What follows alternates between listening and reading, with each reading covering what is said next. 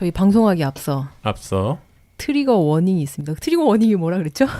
트라우마를 유발할 수 있는 내용이 포함되어 있습니다. 라는 이야기라고 합니다. 오늘 다룰 책 동맹 속의 섹스가 우리 한국 근현대사의 좀 어두운 면들을 조금 이야기하는 내용이 있어서 그런 내용에 좀 민감하신 분이나 아니면 이제 그 시대의 영웅들을 좀 존경하시는 분들한테는 데미지를 좀 줄 수 있어서 주로 60, 70년대 얘기들이 많죠. 예, 60, 70년대의 한국의 매춘 산업을 배경으로 하고 있는 내용이라서 19금도 붙일 건가요? 아니요. 그렇게 선정적이거나 이런 내용은 아니고 저희도 뭐 아시잖아요. 뭐 이제 좀 최대한 좀 밝은 톤으로 이야기를 할 건데 그럼에도 불구하고 소재 자체가 좀 그런 면이 있으니까 많이 어둡습니다. 예, 감안해 주시기 바랍니다. 가슴 아프고 그런 이야기이기 때문에 감안하시고 좀 민감하신 분들은 좀 참고 부탁드립니다. 네, 그럼 시작하시겠습니다. 예.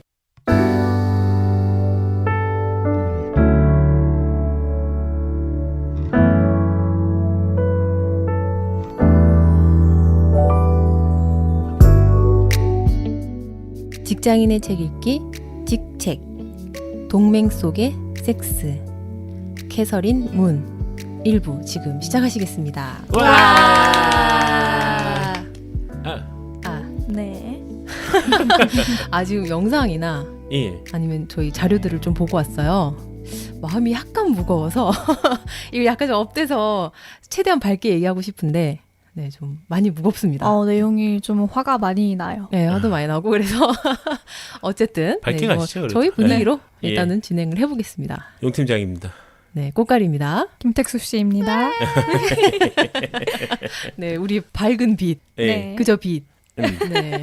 광택수 씨 오셨습니다. 그렇습니다. 반갑습니다. 이 책은 옛날에 용 팀장님이 예전부터 계속 얘기를 하셨었어요.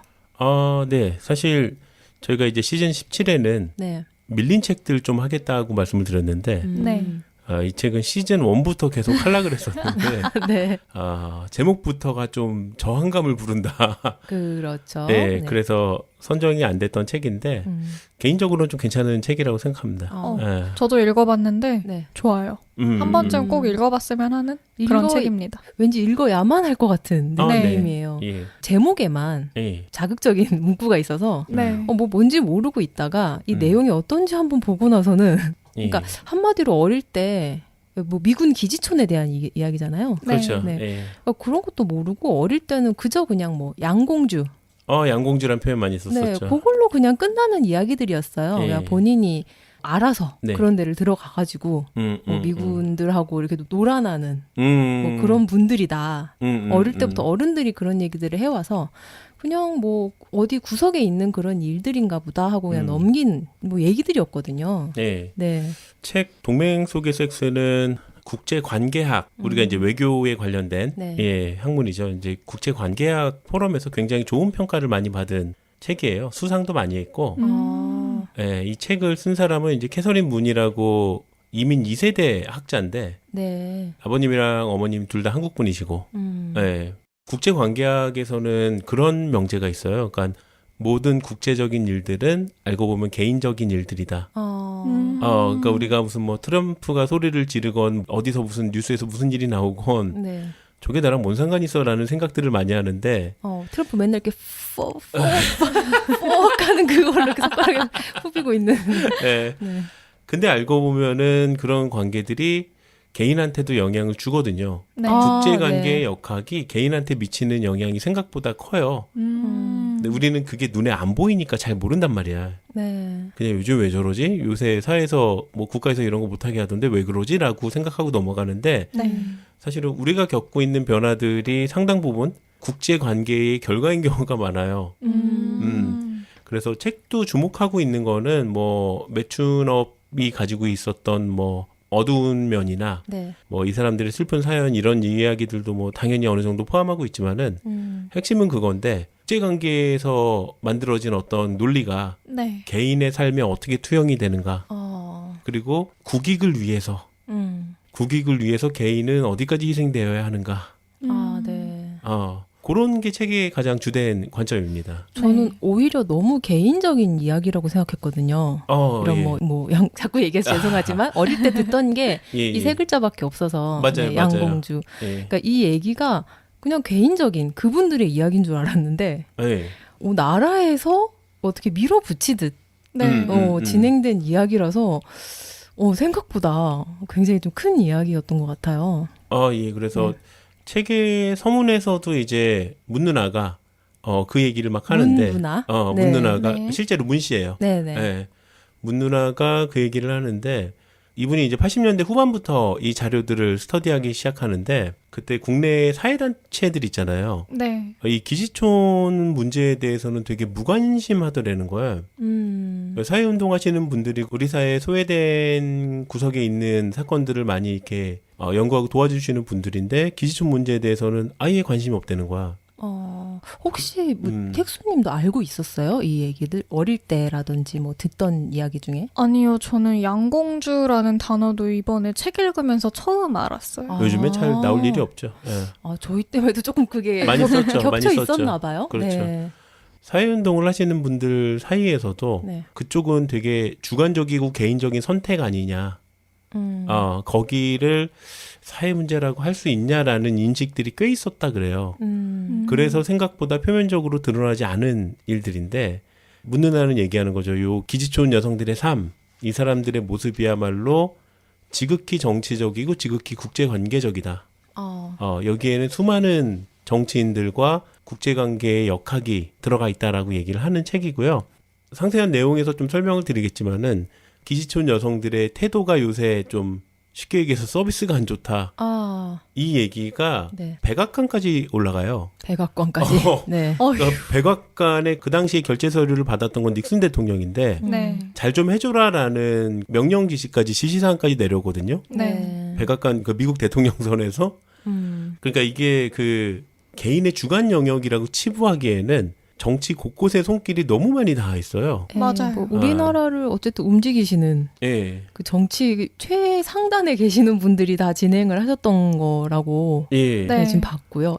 그렇죠. 우리는 흔히 그렇게 생각하잖아요. 그러니까 먹고 살 거 없는 나라에 미군이 들어와서 돈을 팡팡 쓰는데 그러면은 없는 집에서는 도둑질도 하고 밀수도 하고 또 안 되면은 몸이라도 파는 거 아니냐. 다들 그렇게 살지 않았냐. 맞는 말인데 그거는 어떻게 보면 개인적인 선택이잖아요. 그렇죠. 내 개인이 안 되겠다. 도둑질을 해야겠다. 뭐 미군 부대에서 밀수라도 좀 빼돌려야겠다. 몸이라도 팔아야겠다라는 건 개인이 해야 되는 선택인데 이 책에서 밝히고 있는 내용들은 그게 아니라 국가가 그 일을 진행한단 말이죠. 그렇죠. 맞아요. 이제 자기 나라의 딸들을 그렇죠. 본인은 안 해. 딸들을 이제 내보내는 거죠. 확실히 개인적인 문제는 절대 아니고요. 절대 아니네요. 오히려 두 나라, 미국과 한국이 아주 구조적으로 매춘 시스템을 만들었죠. 거의 내몰리다시피 해서. 그래서 그 시스템을 보시면 알겠지만은 시스템을 처음 구축할 때 모이는 그 인원이 있잖아요. 공무원들이 지방 공무원들이 그냥 지방 권력과 결탁했다 막 이런 수준이 아니라 처음에 이 집창촌을 기지촌 내에 집창촌을 만들기 시작할 때 누가 오냐면은 국세청 국장하고 청와대 정치비서하고 그리고 우리나라 전 모든 부서의 차관들이 다 참여해요. 그러니까 회의기구 유닛이 딱 이 수준이야. 의구. 그래서 뭐 국무총리실에서도 최고비서가 같이 참석을 하고 경기도지사하고 그 지역 시장들은 당연히 참석을 하고 이게 그냥 단순히 뭐 자연스럽게 그렇게 된 산업이야. 그땐 너무 힘들었어. 그때 너무 어려웠어라는 거는 진짜 말 그대로 주관적인 관점에서들 기억하시는 역사인 거고 그게 절대 아니라는 거죠. 실제 그 당시의 역사를 파보면은 전 국가의 모든 공공부서가 달라붙어서 거의 최고 프로젝트였네요, 그 당시에. 의욕적으로 추진한 프로젝트예요. 너무 끔찍하지 않나요?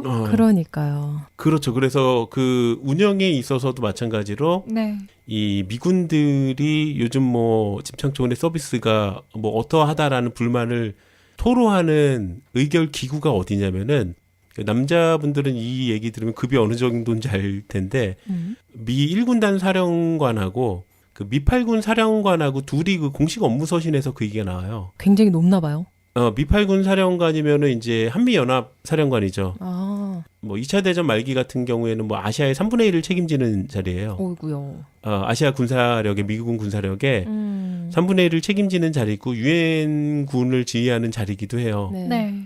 근데 그 급의 사람들이 업무 서신에서 요즘 한국 여자들이 업소에 서비스도 안 좋고 뭐 이렇게 별로라고 퀄리티가 이게 2선에서 올라가고 그 서류가 이제 백악관으로 가거든요. 진짜 우리나라 군인들 너네 나라 여자들이 안 해준다. 안 해준다. 막 이런 것들이 그러니까 이 의결 기구의 단위를 생각하면 이건 말도 안 되는 블랙 코미디인 거예요. 진짜 웃긴 게 이거 읽다 보면 나오는데 야, 일본 애들은 돈 더 달라고도 안 하는데 한국 애들 왜 이렇게 돈을 더 달라 해? 이런 식으로 얌전하게 굴어 이런 내용도 있어요. 그게 어디 뒷골목 포주들이 아니라 대단하신 양반들이 모여서 고작 한다는 짓이 가장 정치적인 자리에 모여서 예. 그런 것들을 얘기했다는 거죠. 지금은 많이 사라진 그 무슨 룸사롱 접대 문화 막 이런 거 있잖아요. 네. 그 손님들이 와가지고 룸사롱 사장한테 막 요새 아가씨들 우리 서비스가 왜 이래 막 이런 얘기를 한국의 대통령과 미국의 대통령이 하고 있다라고 보시면 돼요. 그러네. 진짜 이 수준 어쩔 거야. 어떻게 욕을 어디까지 허용이 되죠? 참고로 저는 이 책을 읽는 첫 순간부터 마지막 순간까지 머릿속에서 씨발 이 생각이 떠나지 않아. 그렇습니다. 예. 그래서 지금은 우리나라 국가 위상이 굉장히 높죠. 네. 얼마 전에 그 G7회의 참석했다가 네. 뭐 한국 껴서 G8으로 가야 되는 거 아니냐. 아유. 뭐 한국, 인도, 호주 껴서 G10으로 그냥 고정시키자 막 이런 얘기가 나올 정도로. 일본 빼자. 일본은 G7에 원래 들어가 있으니까. 거기 빼고 세븐을 새로 만드는 거죠. 뭐 그런 얘기죠. 그러니까 그 정도의 위상이 됐는데 네. 사회학 예전부터 하시던 분들은 되게 놀라운 눈으로 바라봐요. 그러니까 평생 미국 꼬붕이나 할 줄 알았더니 따까리나 할 줄 알았더니 여기까지 올라왔어 그러면서 되게 놀라워하시는데 그때 시절을 안다면 그러네요. 그렇죠. 근데 역사학자들은 좀 생각이 다르죠. 역사학자들은 꼬붕짓 하다가 강대국이 된 사례들을 많이 알고 계시니까 역사적으로 보자면은 뭐 아예 없는 케이스도 아니고 네. 그래서 어쨌든 대한민국의 위상이 굉장히 현재로서는 너무 높아진 상태라서 뭐 그런 것에 대해서 좀 감이 좀 안 올 수도 있고 바꿔 말하자면은 진짜 그 대한민국이 너무 형편없던 시절의 이야기를 굳이 꺼내고 싶어 하지도 않고 지금 국뽕이 최상위로 차올랐죠. 그러니까 이때 이제 저희가 찬물 한번 끼웠습니다. 우리 이럴 때도 있었답니다. 그렇기 때문에 기지촌 정화 운동이라고 이제 70년대 진행됐던 정치적인 움직임들이 있는데 이때 피해본 사람들에 대한 보상이 아직까지도 집행이 안 되고 있어요. 오히려 지금 위안부는 그래도 수면 위로 많이 올라와 있는 상태인데. 그죠. 그거는 이제 국가 대 국가의 문제인데 국뽕이 차오른 자랑스러운 대한민국이 과거에 했던 잘못에 대해서는 오히려 덮고 있고 국회의원들도 잘못한 사람들은 일본이 아니라 우리나라 사람들이었으니까. 그렇죠. 네. 그래서 국회에서도 가끔씩 이 관련 피해 보상 법안을 발의하시는 분들이 계신데 호응이 없어요. 어쩌다가 한 명의 국회의원 정도가 이렇게 법안 잠깐 발의하고 뭐 강간무소식이고 막 이런 이야기를 해서 그래도 우리가 뭐 이렇게 다방면에 조금씩은 알아가는 게 맞습니다. 우리 방송의 컨셉이니까 조금 찌질했던 대한민국의 시절. 조금은 아닌 것 같아요. 좀 많지. 내가 알던 그 찐따 같던 대한민국이 맞냐? 정말 아무것도 없던 나라였던 그 시절 얘기를 조금 오늘 좀 해보는 걸로 하죠. 그리고 가난함이 얼마나 이 최악까지 치닫는가. 그렇죠. 누가 제일 지금 상처받는가. 뭐 그런 것도 좀 알아볼 수 있어서. 그렇습니다. 좀 그랬습니다. 네. 웃는 소리 하나 하자면 이 책은 공공장소에서 읽지 마십시오. 지금 이거 들고 지하철 타고 오셨어요? 다들 저를 이상한 사람으로 쳐다봐서 웬만하면 북커버를 씌우시거나 하필 또 빨간색에 이렇게 섹스 이렇게 딱 써져 있고 또 게다가 이제 표지에 약간 야릇한 눈빛에 기지촌 여성이죠. 이미지도 좀 있어서 맞습니다. 표지도 새빨개 해가지고 그 오해받기 쉬우니까 혼자 조용히 원색적인 책 같죠? 혼자 조용히 읽으세요. 뭘 좀 씌우든가 약간 그저 어디 공공장소에서는 약간의 오해를 받을 수 있는. 사실 근데 원작도 영어 제목도 똑같아요. 섹스 어몽 얼라이스인가 그래서 원작 제목도 이게 동맹 속의 섹스라는 뜻이에요. 하지만 또 이 단어가 없이는 또 설명이 안 설명이 안 되는 됩니다. 네. 또 그런 이야기라서. 그렇습니다. 네. 아, 이게 좀 약간 흥겹고 재미난 좀 좋은 저 딴에는 그런 단어일 줄 알았는데 이렇게 또 아프게 또 네. 사용하게 될지도 몰랐네요. 네, 매춘 산업.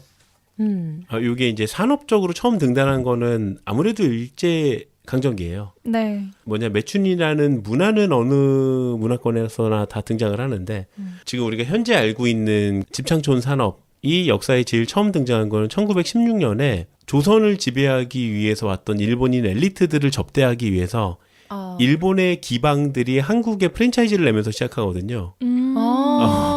지점을 내는 거지. 우리 쪽 VIP가 조선 땅에 갔으니까. 네. 그러면서 시작이 됐는데 일제 강점기에는 우리가 제일 좀 가슴 아프게 생각하고 있는 이제 종군 위안부 정신대 그렇죠. 문제가 좀 있었고 그때 공식적으로 양국이 인정하는 범위만 최소 20만 명 정도로 추정하고 있으니까 굉장히 큰 사건이죠. 위안부도 나라에서 그렇게 부축해서 데리고 간 거죠. 네. 일본 탓만 할 게 아니라 그 당시 아닙니다, 진짜. 네. 한국 정부라고 할 수는 없지만은 이제 강점기 때니까 굉장히 구조적인 문제예요. 네, 그래 같은 조선인들이 좀 많이 내모은 것도 꽤 있고요. 맞습니다. 여튼 이런 이제 해방 이후에 이런 아픔이 없을 줄 알았어요. 1948년에 그 이승만 대통령이 공창제 폐지령을 선포를 합니다. 공창제가 뭐예요? 국가에서 관리하는 이 집창촌을 없애겠다. 네. 근데 재밌는 거는 이제 좀 한 3년 있다가 네. 1951년 그러니까 한국전쟁이 한참이죠. 6.25가 한참일 때 한국전쟁 중에 이승만 대통령이 직접 지시사항으로 국회에서 법안을 하나 상정합니다. 국군 위안부 법안이라고 공창제 폐지하기로 했는데 우리 군인들 불쌍하니까 집창촌을 좀 만들어줘야겠다. 군인은 불쌍하고 네. 여자는 안 불쌍하냐고. 예. 그래서 문서 봐도 대통령 선에서 직접 개입을 한 거예요. 그러니까 군인 일부의 일탈 이런 개념은 아니고 전국적인 차원에서 대통령 지시사항으로 진행이 됐던 거죠. 네. 근데 이후에 이승만 대통령이 이제 좀 쫓겨나다시피 자리에서 내려오고 5.16 군사 쿠데타죠. 그러니까 그 당시 타이틀은 이제 스스로 불렀던 타이틀은 이제 혁명정부니까 혁명정부라고 얘기를 해보죠. 이제 박정희 혁명정부에서 군사정권이지만 우리는 나라가 잘 되기를 원한다라는 그 윤리성을 어필하기 위해서 정권을 잡자마자 제일 먼저 한 게 풍속사범을 단속하는 거예요. 풍속사범? 댄스 동호회에서 춤추고 있는 사람들 전부 다 이제 구속시키고. 아이고. 시대가 어느 때인데 춤을 추고 있냐. 코로나도 아니고. 그러니까. 그리고 이승만 때 되게 만연했던 정치 깡패들 전부 다 잡아다가 구속시키고. 그 인권 논란이 좀 있었죠. 그 당시 김두한 같은 경우에 빠져나갔는데 다른 라이벌 이정재나 이런 정치 깡패들은 전부 다 개 목줄을 끌고서 서울시내를 한 바퀴 돌았거든요. 아이고, 되게 중세시대. 약간 중세 정서죠. 네, 그런 벌이네요. 예. 그리고 덧붙여서 뭘 만들었냐면은 윤락행위 방지법이라 그래서 지금 시대가 어느 때인데 나라가 좀 잘 살려고 노력해야 되는데 어딜 집창촌 같은 데를 가냐라고 해서 이 법을 제정했거든요. 근데 재밌는 거는 이제 딱 이 법이 딱 2달 유지됩니다. 2달. 2달 유지되고 다시 104곳에 허가제로 운영되는 집창촌을 만들어요. 허가제로? 네. 정부에서 104곳을 지정해줘. 그러니까 내가 윤락행위 방지법을 만들었는데 그래도 어떻게 안 하고 살 수 있겠냐. 만들자. 그래서 왠지 그 얘기를 룸에 서셨을 것 같아요. 네. 근데 요 산업을 이 정부에서 밀어붙일 때 한 2달 만에 윤락행위 방지법 이후로 다시 2달 만에 이걸 밀어붙일 때 그냥 이렇게 좀 슬그머니 밀어서 열어준 이런 느낌이 아니라 되게 열심히 토론을 했던 기록이 있어요. 이 매춘 산업을 다시 활성화시키자. 이 결의가 이제 그 당시 9대 국회거든요. 9대 국회 본안으로 상정된 거야, 이게. 이게 이 사업자들이 포주들이 뭘 한 게 아니라 국회 본안에 상정이 됐고 법무부랑 내무부에서 같이 합동 프로젝트로 만들어져요. 아유, 이게 말이 됩니까? 그리고 집창촌에 대해서. 집창촌 건물 짓는데 돈 모자랄까봐 포주들한테 인테리어 자금 지원 사업을 진행하거든요. 네. 그러니까 우리가 생각하기에 못 사는 나라니까 몸이라도 팔아야지 그냥 자발적으로 한 거야라고 하지만은 실제로는 안 그렇다는 거야. 실제로는 정부 사업이고 그것도 딴 데도 아니고 법무부 사업이야. 절대 개인적인 문제가 아닙니다. 법무부 주도 사업이고 포주들 집 짓는데 돈 보태라고 정부 지원금도 나갔어. 네. 그래서 거기에 하나 더 이어서 9대 국회에서는 어떤 법안이 올라갔냐면은 이번엔 교통부 산하. 교통부 산하에서 국제관광국이라는 부서를 하나 만들어요. 이게 뭐냐면은 일본 애들이 어디 가서 그 섹스 관광을 그렇게 여기저기 잘 다닌다더라, 돈 벌려고. 일본인들이. 네. 근데 요새 이제 그 일본이 딴 나라랑 좀 사이가 좀 안 좋아진 나라가 있으니까 우리가 더 가깝지 않냐. 우리 쪽으로 땡겨오자. 이게 국회 본회의에 상정이 돼요. 그래가지고 그 당시에는 여성 국회의원은 없었죠? 있었죠. 왜 없어? 있었어요. 네. 그러면서 우리도 이게 적극 기생관광을 만들어서 일본인들을 유치해야 된다. 이게 정식 그 9대 국회의 본안으로 상정이 됐는데 네. 이게 농담이 아니라 진짜 웃자고 하는 소리가 아니라 국회의사 기록에 이게 들어가 있어요. 이때는 여야가 합심을 해서 다 같이 이 법안을 추진했다 그래요. 돈도 안 들고 미천없이 외화를 벌 수 있는 건 이 길밖에 없지 않냐. 그리고 또 다른 그 야당의 국회의원은 일본이 전쟁 이후에 일본의 창녀들이 네. 원폭 이후에 미군들 접대하면서 애국자가 됐던 것처럼 우리도 외화를 버는 여성 전사라는 이미지 메이킹을 하면은 괜찮지 않겠냐. 차라리 대놓고 전사라고 해주던지. 그리고 이거는 그 당시 여당 국회의원 한 명이 한 소리인데 이게 진짜 작살인데 한국 여자들이 알고 보면 되게 이쁜데 그 화대가 몸값이 너무 싸다. 우리 국회에서 본격적으로 이 몸값을 높여줄 필요가 있다. 그래서 네. 이게 여성들의 몸값이 올라가는 게 국제적인 지위 향상이나 마찬가지다. 이게 지금 국회에서 이야기가 되고 있는 거야. 예? 이게 지들도 하니까 그런 말이 나오는 거야. 되게 그냥 일상이라고 하면 예. 그냥 자연스럽게 나올 수 있는 말이기도 하겠네요. 그러니까 매춘 산업이 뭐 좋다 나쁘다, 공창제가 맞다, 사창제가 맞다, 뭐 이런 거를 떠나서 네. 이 책에서 말하고자 하는 주된 관점은 그거예요. 그러니까 이게 개인의 일탈로 만들어진 산업이 아니라 국가에서 네. 행정부의 그 수장들 그리고 국회의원들이 전국적으로 모여서 만든 산업이다. 이 얘기를 하는 겁니다. 그래서 1964년에 네. 한국관광시설업협회라는 것들을 만들고 네. 회원사로 이제 그 집창촌에 있는 포주들을 회원사로 모집을 해요. 그러니까 기본적으로 얘네는 매춘업체로 등록이 돼 있는 게 아니라 대부분 이제 클럽으로 등록이 돼 있는데 네. 대부분 여기서 이제 바로 성매매가 연결이 되니까. 근데 얘네를 이제 적극 지원해주겠다고 국가에서 얘네가 쓰는 양주는 다 면세로 해줘요. 진짜 되게 밀어주는 느낌이다. 되게 싸거든요. 이거 양주 네, 세금 때문에. 그렇죠. 그리고 최신 인테리어를 따라가서 미군들을 충족시켜줘야 된다 그래서 인테리어 비용을 지원을 해주고. 네. 이게 좀 웃긴데 그 해외 미군 기지 괌이나 뭐 필리핀이나 뭐 이런데 미군 기지 근처에 그 클럽이 잘 된 데를 보고 좀 배워야 된다 그래서 정부 주도의 그 견학단이 만들어집니다. 이야. 확실한 진짜, 거는 제대로 밀어준다. 네, 그래서 이제 그쪽에서는 이 업소 서비스 순서가 어떻게 되고 그럼 그 기지촌 여성들이 그런데 가서 이제 직접 진짜로 그 해외 견학이네요. 진짜 농담이 아니야. 이게 진짜 블랙 코미디라니까. 그 포주들이랑 그 포주들이 갈 때 이 자기 업소에 에이스들을 데려갔다는 소리가 있는데 그거는 카더라고. 진짜 견학을 하러 간 거야. 견학을. 그리고 이걸 주도했던 사람이 누구냐 그러면은 그 당시 이제 3공화국 혁명 정부라 그러죠. 그러니까 군사 쿠데타지 뭔가. 네. 군사 쿠데타 주력 세력 중에 하나였던 이제 백태하 장군이라는 사람이 있는데 네. 이 사람은 이제 그 벤치마킹 모델을 딱 보고서 아예 그 유흥 신도시를 만들어야 된다. 그래서 그걸 이제 속칭 아메리카 타운이라 그러는데 아메리카 타운이라는 걸 만들어서 여기서는 완전히 막 흠뻑 놀 수 있게 만들어줘야 된다. 그래서 이제 그 신도시 개척에 나서거든요. 네. 그러니까 우리나라 개국 이래 최초의 신도시가 뭐 대전 뭐 이런 게 아니라 아메리카 타운이야. 계획도시죠. 매춘 신도시. 매춘 신도시. 예. 확실한 거는 국가가 여성을 사람으로 보지는 않았다는 것 같아요. 그저 도구로서.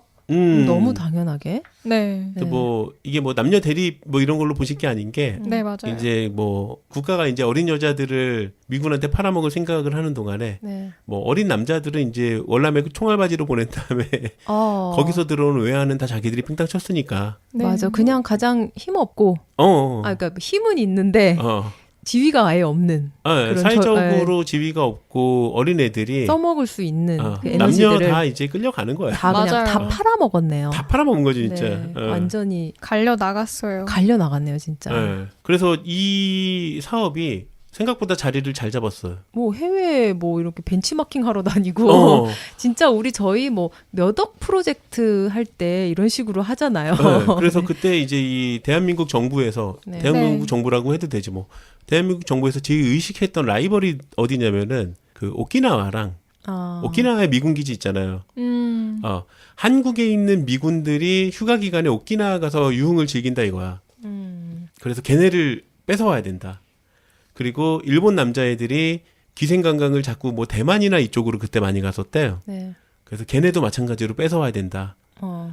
기생관광이 나는 한일 간의 비즈니스 관계에서 그냥 생긴 줄 알았는데 60년대 초반에 이제 정부에서 만든 거더라고. 그것도. 프로젝트를. 네. 굉장히 성공적으로 됐었나 봐요. 그래서 70년대 초반 정도 되면은 이쪽 관련 매출들이 말도 안 되게 성장합니다.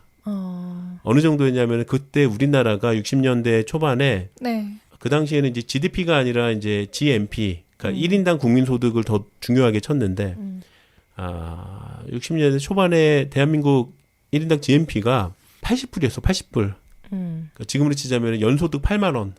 네. 대한민국 보통 사람들이 1년에 80불 벌 때, 이 아메리칸 타운 매춘 산업 연간 매출이 한 150만 달러 정도 나왔거든요. 와우.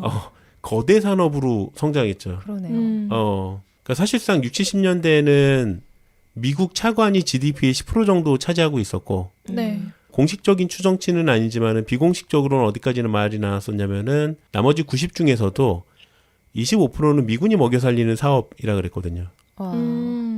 그 정도로 의존을 많이 했군요. 그죠. 그러니까 와가지고 그렇게 큰 소리 땅땅 치고 다녔지.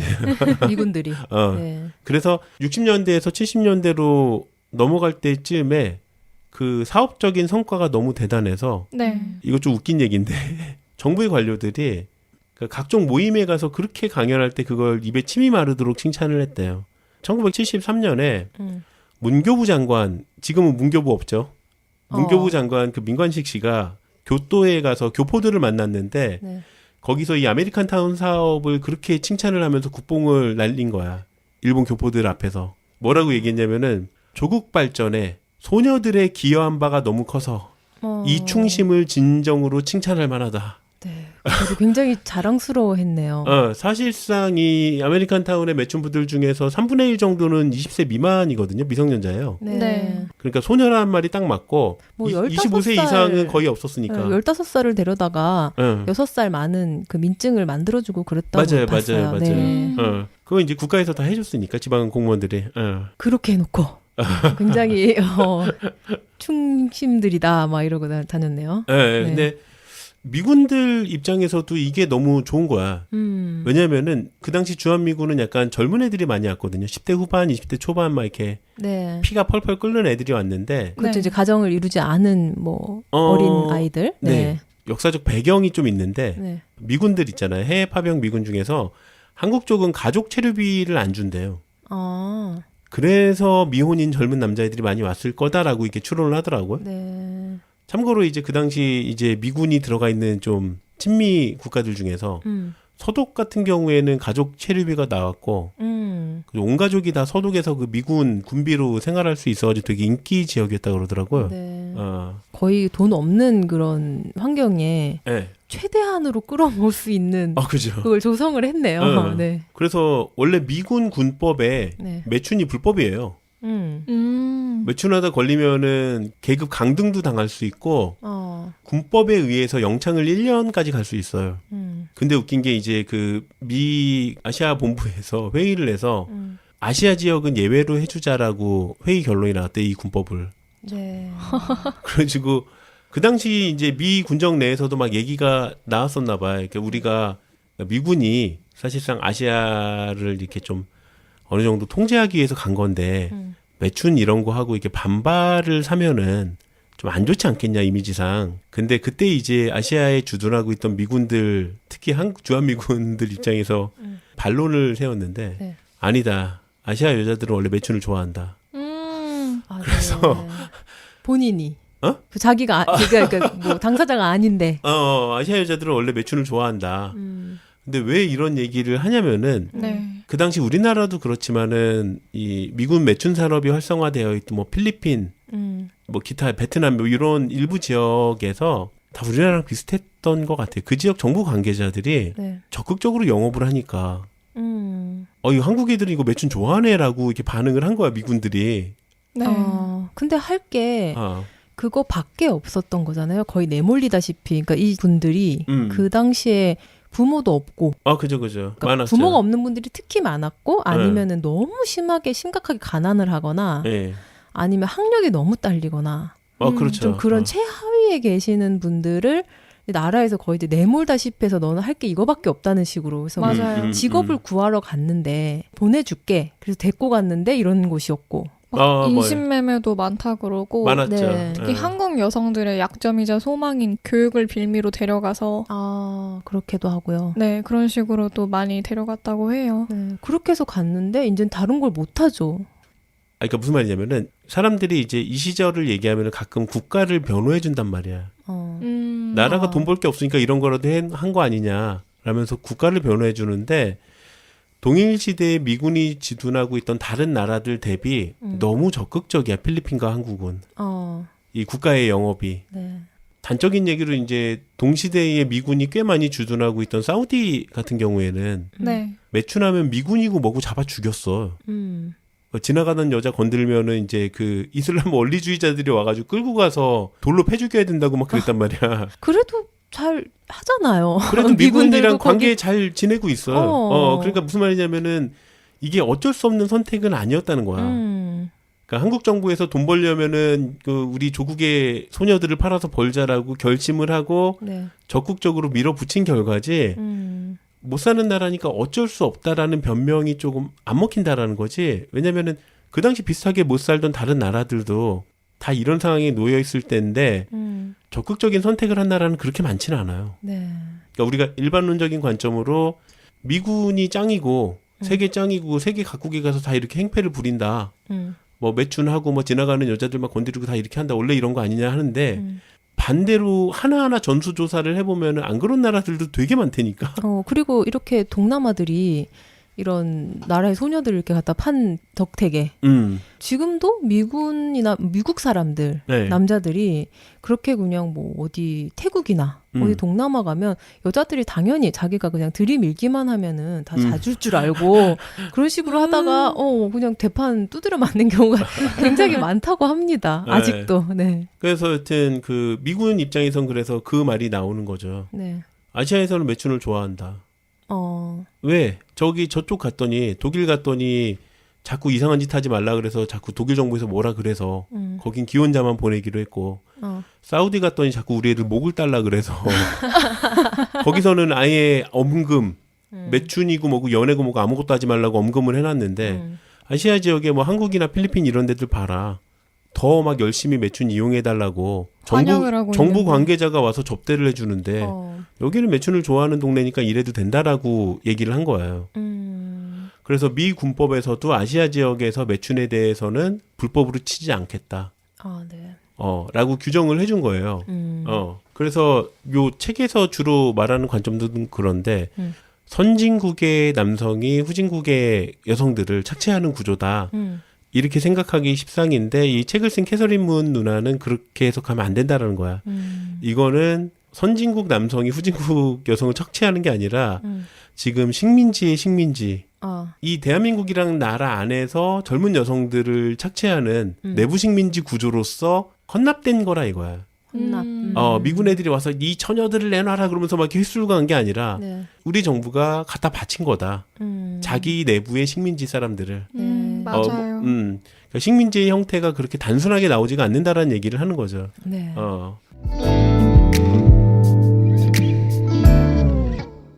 여튼 그래서 이 기지촌 섹스라이 말도 안 되게 번성을 하게 되고 정말 많은 여성들이 자발적으로 가기도 하고 인신매매로 팔려가기도 하고 아까 얘기 나왔던 것처럼 취업사기 혹은 교육사기로 잘못 알고서 끌려가기도 하는데 한창 이제 피클린 청춘들이잖아요. 그리고 이제 군부대에 있는 미군 애들도 다 젊고 혈기 넘치는 애들이잖아. 맨날 싸우는 거야. 그러니까 심심하면은 서로 멱살 잡고 막 이렇게 주먹질하고 술병 깨고 그러면서. 아, 미군들끼리? 아니. 아, 여성들과. 한국 매춘부들과 미군들끼리 심심하면 싸우는 거야. 네. 심심하면 싸우고 막 서로 이제 감정이 격해지고 그러니까 한국의 이제 매춘부들 사이에서도 이제 약간 그 왕언니 역할을 하는 그러니까 내부 조직이 생겨요. 네. 아. 책에 가장 많이 소개되는 거는 이제 그 동두천 쪽에 있었던 장미회라고 네. 우리끼리 좀 힘을 합쳐서 뭔가 이렇게 좀 권리 주장도 해보자. 뭐 이런 내부적인 조직들도 생기게 되고 그리고 미군들도 딱히 이 여성으로 이렇게 뭐 우대하고 이런 느낌이 아니라 전혀 젠틀하지 않아요. 돈 주고 하는데 너네 것들이 뭐 이런 식이었을 거예요. 그래서 60년대에 한번 이 미군이랑 매춘부랑 싸우다가 네. 한국 매춘부 한 명이 이제 살해당하는 사건이 생겨요. 아이고. 그래가지고 이 장미회를 기점으로 네. 이 장미회를 중심으로 전국의 매춘부들이 연대 시위를 벌이거든요. 네. 정식으로 미군이 사과하고 저 사고 친 놈은 당장에 사형을 시키든지 내다 쫓든지 하자. 그래서 전국적인 시위가 발생해서 진짜 그 담당 군부대에서 사과하고 재발 방지 약속을 하고 뭐 이런 일들까지 막 생길 정도로 네. 좀 시끌벅적한 동네였어요. 이런 사태를 봐서 알 수 있는 거는 이 매춘부들이 사회적 윤리적으로는 많이 외면을 당하고 있었는데 이 미군과의 관계에 있어서는 어느 정도 주도권이 있었어요. 그러니까 60년대 초반까지만 해도 이 기지촌에 있는 여자들을 경찰도 함부로 터치 못한다 그랬거든. 아, 네. 이 정권이 그렇게 원하던 달러 벌어다 주는 외환 전사잖아. 그래서 정부에서 얘네 엔간하면 건드리지 말라 그런 거야. 네. 경찰이나 공무원들도 뭐 이렇게 터치하지 말라고. 그래서 약간 무법지대처럼 거길 방관했고 60년대에는 말도 안 되는 패션이거든. 그러네요. 기시촌 여성들의 패션은 굉장히 옷 스타일이 현대적이에요. 되게 짧은 A라인 미니 원피스라던가 네. 머리가 뒤집어 놓은 종 모양으로 되게 그 심슨 엄마 머리처럼 네, 좀 되어 과하게 있기도 하고 되게 파격적이에요. 그래서 약간 별세계처럼 돼 있었고 네. 그리고 무엇보다 이제 거기 들어가서 일하는 네. 매춘부들의 소득도 좀 괜찮았어요. 네. 근데 물론 이제 그 소득은 사방으로 뜯겼지만은 소득을 몇 군데에 뜯기냐면 3군데 정도에 뜯긴다라고 보면 되는데 너무 당연하지만 포주가 일단 뜯어가요. 네. 포주가 일단 뜯어가는데 어떤 식으로 뜯어가냐면은 뭐 이렇게 화대를 하루에 우리 클럽에서 음료를 5잔 이상 안 팔아주면은 화대를 내가 갖고 있다가 널 안 주겠다. 아이고. 네가 아무리 열심히 이렇게 하더라도 안 주겠다라고 해서 이걸 묶어놓고 그 옵션을 걸어가지고 이 옵션 못 채우면은 너 이 돈 못 가져가. 네, 맞아요. 어느 정도의 기준이 있어요. 한 달에 150잔 정도라 그러죠. 적게 팔면 이제 돈을 못 받는 그런 구조고 많이 팔면 상을 받아요. 금부지 준 사람도 있고. 맞아. 네.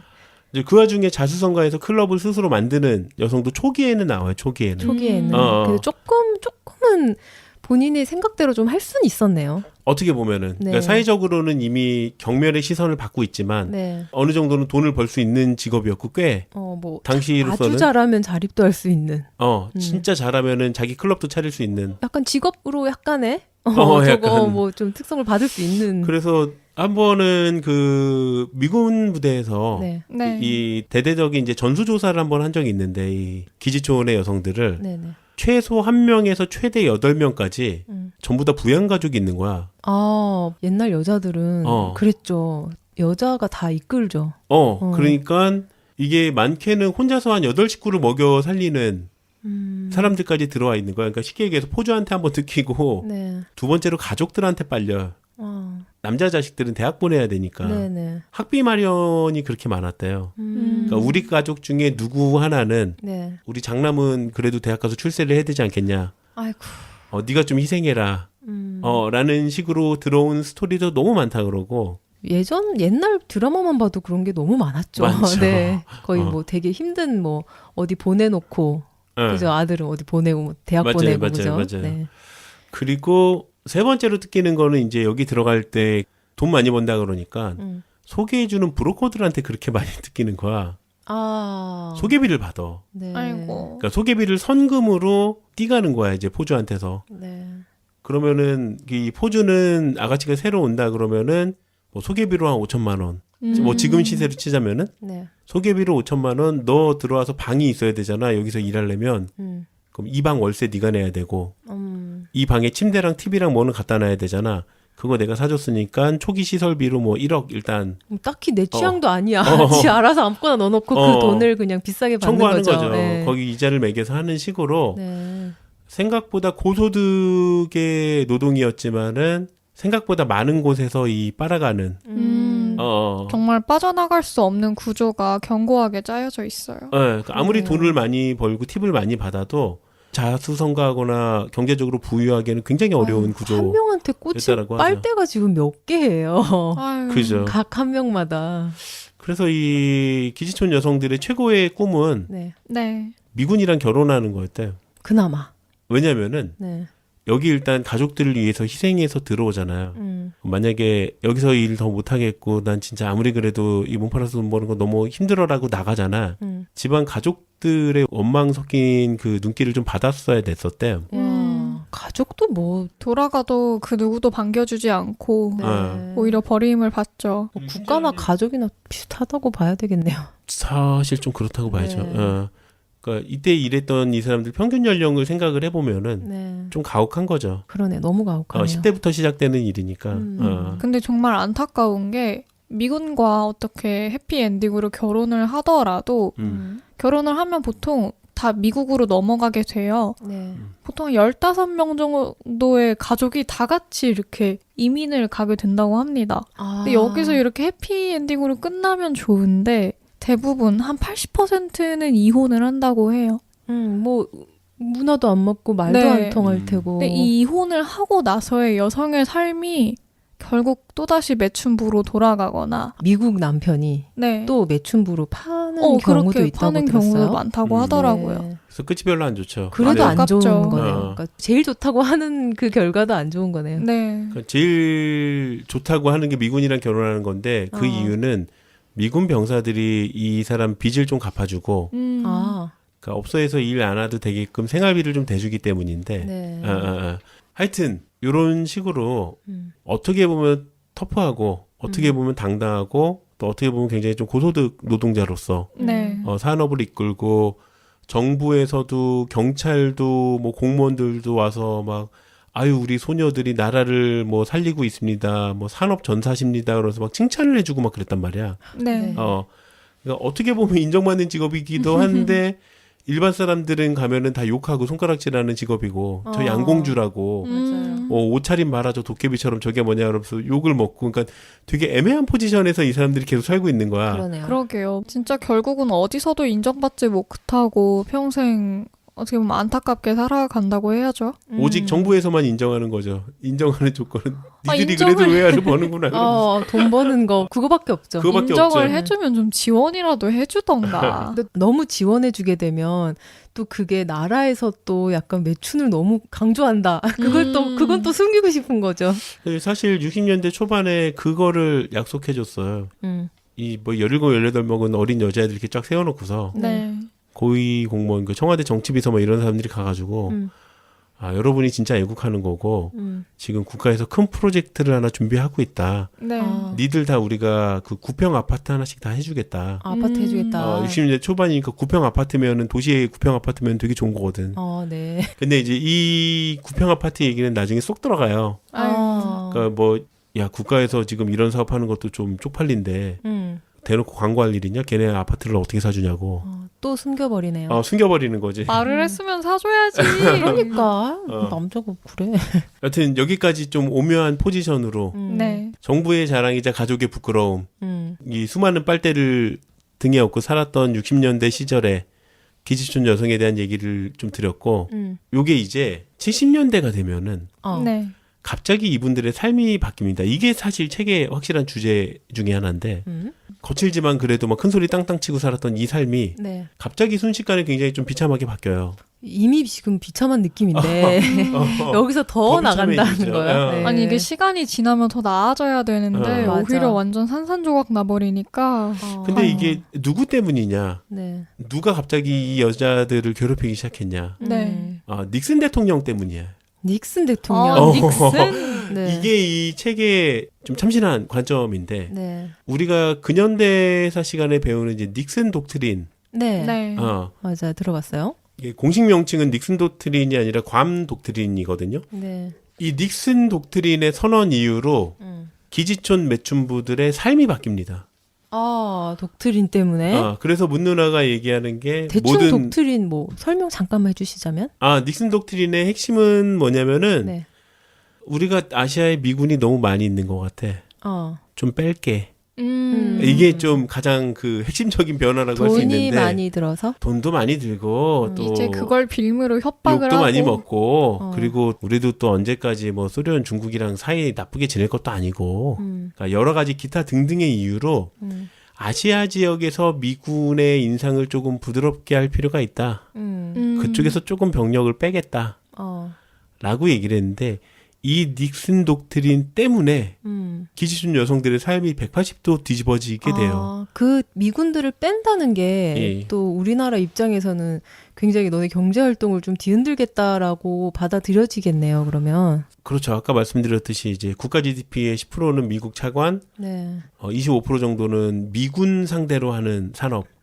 그런 미군들을 뺀다 그러니까. 아이고. 그래서 이 군부대 앞 상인들 이런 사람이 아니라 그 무슨 정부 장차관급 이런 사람들이 미군 부대 앞에 가가지고 항공기 앞에 들어 누워가지고 막 이렇게 자살 시위하고 막 이래요. 나를 밟고 가라 이놈들 그러면서 어딜 간단 말이냐 그러면서 빨리 와서 돈 내. 돈 내고 돈 풀어야지 여기서. 돈은 내고 가 이놈들아.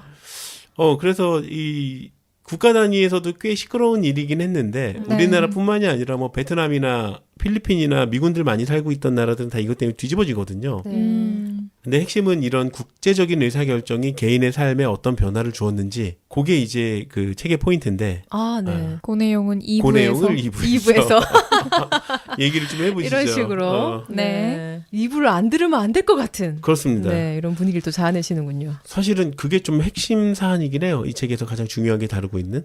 네, 2부에는 그러면 이제 그 독트린 이후에 각자들에게 우리나라의 변화들이라 개인들의 변화 뭐 이런 얘기들을 또 하게 되겠네요. 뭐 대충 어떤 분위기가 될까요? 대충 이제 그 닉슨 독트린 이후로 미군 철수의 문제가 아시아 각국에서 벌어질 때 그 당시 미군이 철수되면은 나는 대통령 선거에서 진다라는 위기감을 가지고 있었던 그 당시 한 정치인이 그럼 어떻게 하지? 어떻게 해야 미군을 붙잡지? 라는 고심 끝에 저기 소녀들 조금 더 열심히 해주면 안 될까라고 국가의 운명을 10대 후반의 소녀들의 서비스 향상으로 메꿔보려 했던 그 유명한 기지촌 정화운동. 그 운동을 참 좋아하세요. 그렇죠. 네, 항상 운동에 붙어 있습니다. 의 역사가 2부의 주요 내용이 될 것 같습니다. 그러니까 요거 때문에 진짜 엄청난 수의 희생자들이 좀 발생을 하게 되거든요. 안타깝죠. 저는 그 문학 작품이나 뭐 영화 이런 거 있잖아요. 그 한 여자가 끝까지 내몰리는 막 이런 거 되게 좀 힘들거든요. 보면 서편제만 봐도 힘든데 그러니까 예를 들면 이런 여성분들이 너무 끝까지 좀 내몰린 느낌이라서 그래서 이제 이 말이 정화운동이지. 그렇죠. 기지촌 정화운동 때문에 희생자들도 많이 생기는데 이 당시에 어떤 정부의 공식 자료나 이런 내용들을 보면은 굉장히 좀 끔찍함과 동시에 되게 짜증나게 웃겨요. 그러니까 헛웃음 같은 거죠. 헛웃음이 나오는 블랙 코미디 같은 얘기들이 정말 많이 나오거든요. 마치 무슨 타란티노 영화 보는 것 같은. 거의 매드맥스? 이런 약간 세기말적인 그 상식이라고는 읽지도 않고 뭔가 본능으로만 움직이는 그런 느낌? 약간 그런 느낌입니다. 소돔과 고모라 뭐 이런 거. 소돔과 고모라 같은 느낌이 좀 펼쳐지죠. 그래서 이 말도 안 되는 골 때리는 역사에 대한 이야기를 2부에서 좀 자세히 알겠습니다. 해보도록 하겠습니다. 네. 그리고 유튜브에 요 내용 관련 기지촌 관련 내용 다큐가 있어요. 저희가 댓글로 달아드릴 테니 책을 읽으시고 영상 자료도 함께 보시면 좋을 것 같습니다. 네. 어떤 거 있었죠?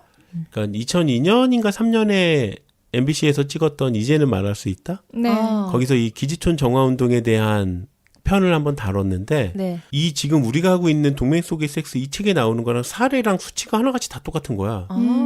그러니까 이 책이 나오고 1년 후에 그 방송이 나온 거거든요. 그래서 그 영상에 여기 작가분도 나오셨던 것 같은데요? 아무래도 그 PD님께서 네. 좀 많이 참고를 하신 것 같아요. 이 책 내용을. 요 작가님이 나오세요. 네. 네. 여하튼 댓글로 링크 달아드리도록 하겠습니다. 네, 한번 보시는 거. 예. 좀 많이 가슴 아프시겠지만. 또 좀 아무래도 좀 자극적인 영상 자료가 많이 나와서 저는 그런 걸 잘 못 보는 편이기 때문에 책으로 읽었는데요. 네. 오히려 책이 더 풍부한 느낌을 많이 받았어가지고 네, 책 먼저 많고요. 읽어보시길 추천합니다. 알겠습니다. 그렇습니다. 약간 좀 불편하지만 꼭 알고 넘어가야 할 네. 아픈 좀 이야기, 우리나라 이야기.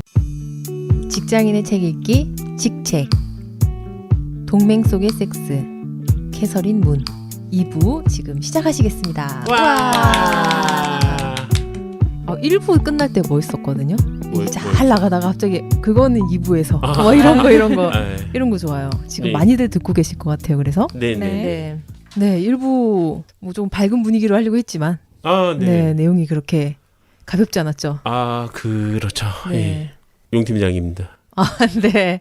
꽃갈입니다. 예. 김택수 씨입니다. 김택수 씨이신 분 예. 귀하께서 오셨습니다. 네. 네, 1부 네. 뭐 또 간단하게 또 요약해 보시죠. 1960년대의 대한민국. 네. 네. 자원도 없고 산업도 약하고 북한보다 못 살고 아이고. 필리핀만큼만 사는 게 꿈이었던 시절.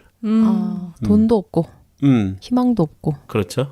대한민국의 지도층, 혁명 정부가 생각했던 네. 새로운 산업, 우리의 아름다운 소녀들을 돈 많은 미군과 돈 많은 일본인들에게 팔아서 달러를 벌자.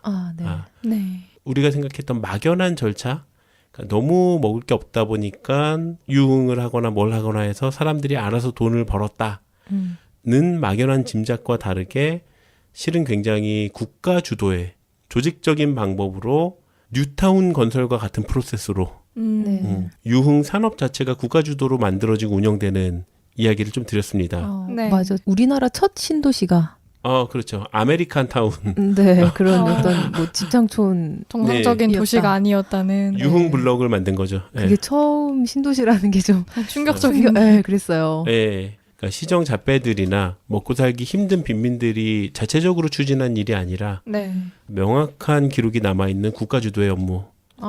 장관, 차관들, 그리고 대통령, 국회에서도 관련한 내용을 독려하고 심지어 해외 교포들 앞에서도 달러를 많이 벌어다 준 소녀들이 자랑스럽다라는 말을 대놓고 할 정도로 국가 자체가 미처 길길이 날뛰던 시절이었다라고 좀 얘기를 드릴 수 있을 것 같고요. 다 미친 거죠. 네. 정말 어떻게 보면 다 환상을 심는 느낌? 예. 오히려 그런 거를. 그렇습니다. 항마. 네. 계속 한숨을 쉬는데 예. 이 책을 읽으면 한숨밖에 안 나와요. 그러게요. 그런 시절이 좀 있었다라고 말씀을 드렸고요. 네. 2부에서는 60년대가 아닌 70년대 얘기를 좀 드릴게요. 네. 이때 이후로 분위기가 많이 바뀌거든요. 네.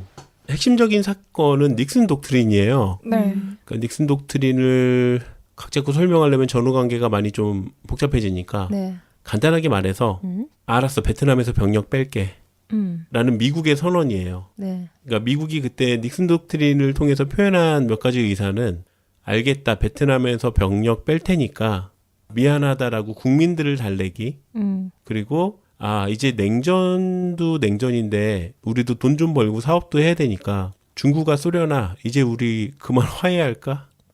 라는 화해의 제스처. 네. 닉슨 독트린 이후로 이게 바뀌거든요. 대만에 대한 미국의 입장이 바뀌어요. 그러니까 70년대 초반에 이게 완벽하게 돌아서는데 네. 그전까지는 대만은 같은 민주진영이니까 우리 편, 중국은 중공이니까 공산당이니까 나쁜 편이랬거든. 네. 이제 국교가 대만하고는 이어져 있고 중국하고는 국교를 잇지 않고 있었어요. 독트린 이후로 70년대에 이게 바뀌거든요. 왜냐, 중국 시장이 더 크니까. 그렇죠. 그렇죠. 일본도 마찬가지로 대만이랑 연을 끊어버리고 중국을 택하고, 그리고 조금 더 지나면은 우리나라도 마찬가지로 대만이랑 연을 끊어버리고 그때가 중국을 택하죠. 그 대만 왜 이렇게 시절이구나. 안타까워? 그러니까 대만이 우리한테 되게 막 배신감을 느끼고 있다. 그게 그때쯤이군요.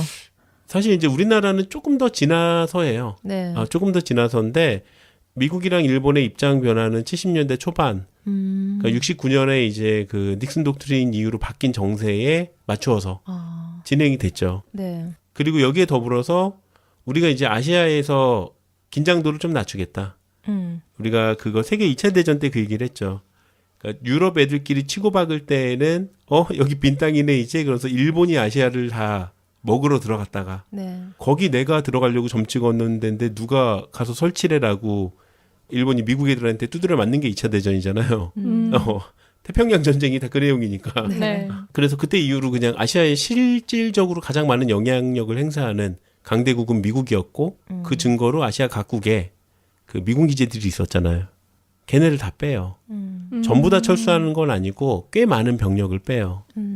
근데 이제 그 당시 대한민국은 일종의 확신 같은 게 있었어.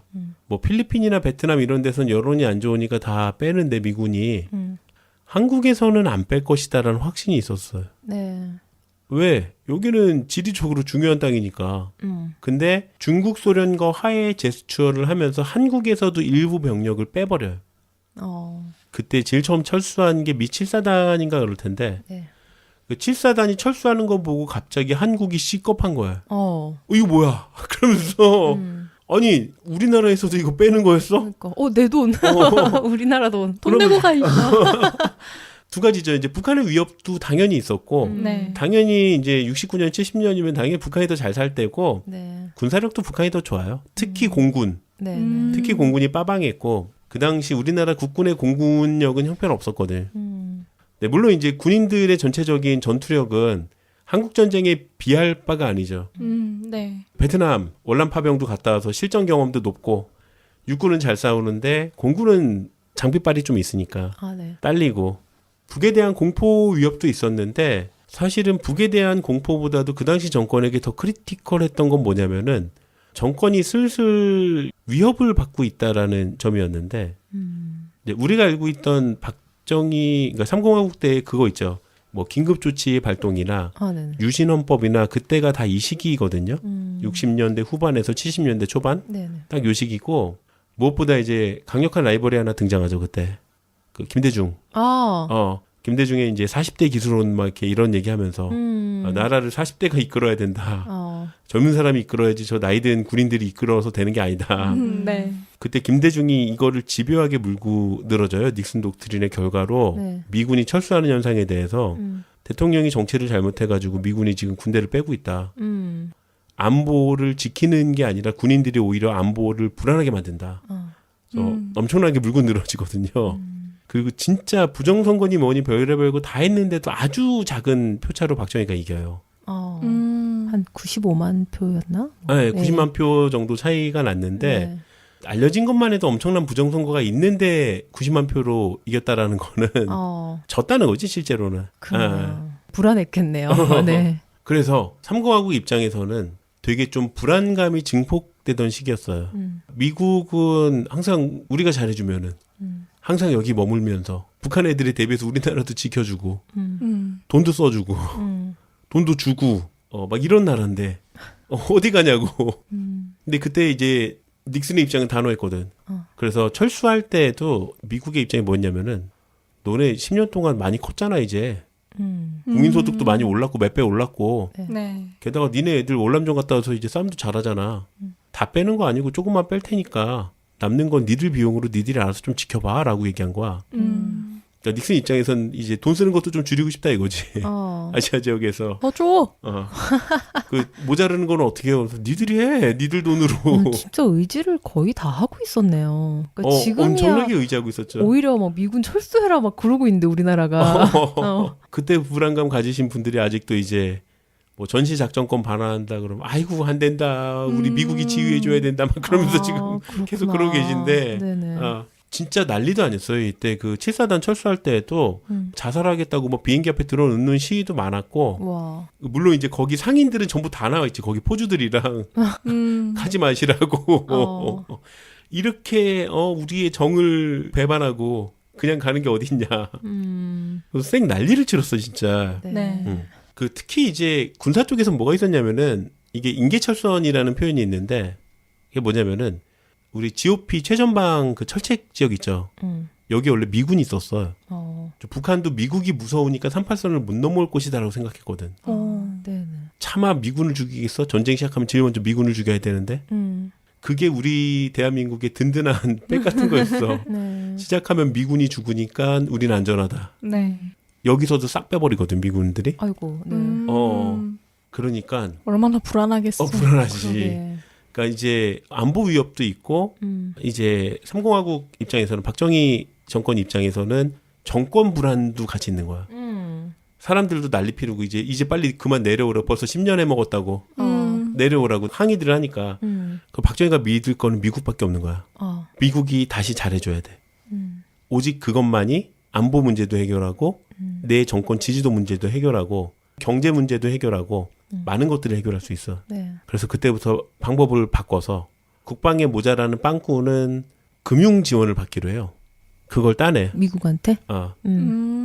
그러면은 우리 무기 사기 돈이라도 달라고. 네. 어떤 식으로 금융 지원을 받나요? 무기 확보 대금을 미국에서 지원해주는 방식으로 미군을 좀 빼내는 대신에. 네네. 그래서 그때부터 이제 3공화국 연설에 자주국방이라는 단어가 그렇게 자주 등장하거든요. 그러니까 이제 우리 손으로 뭔가 할 때가 됐다.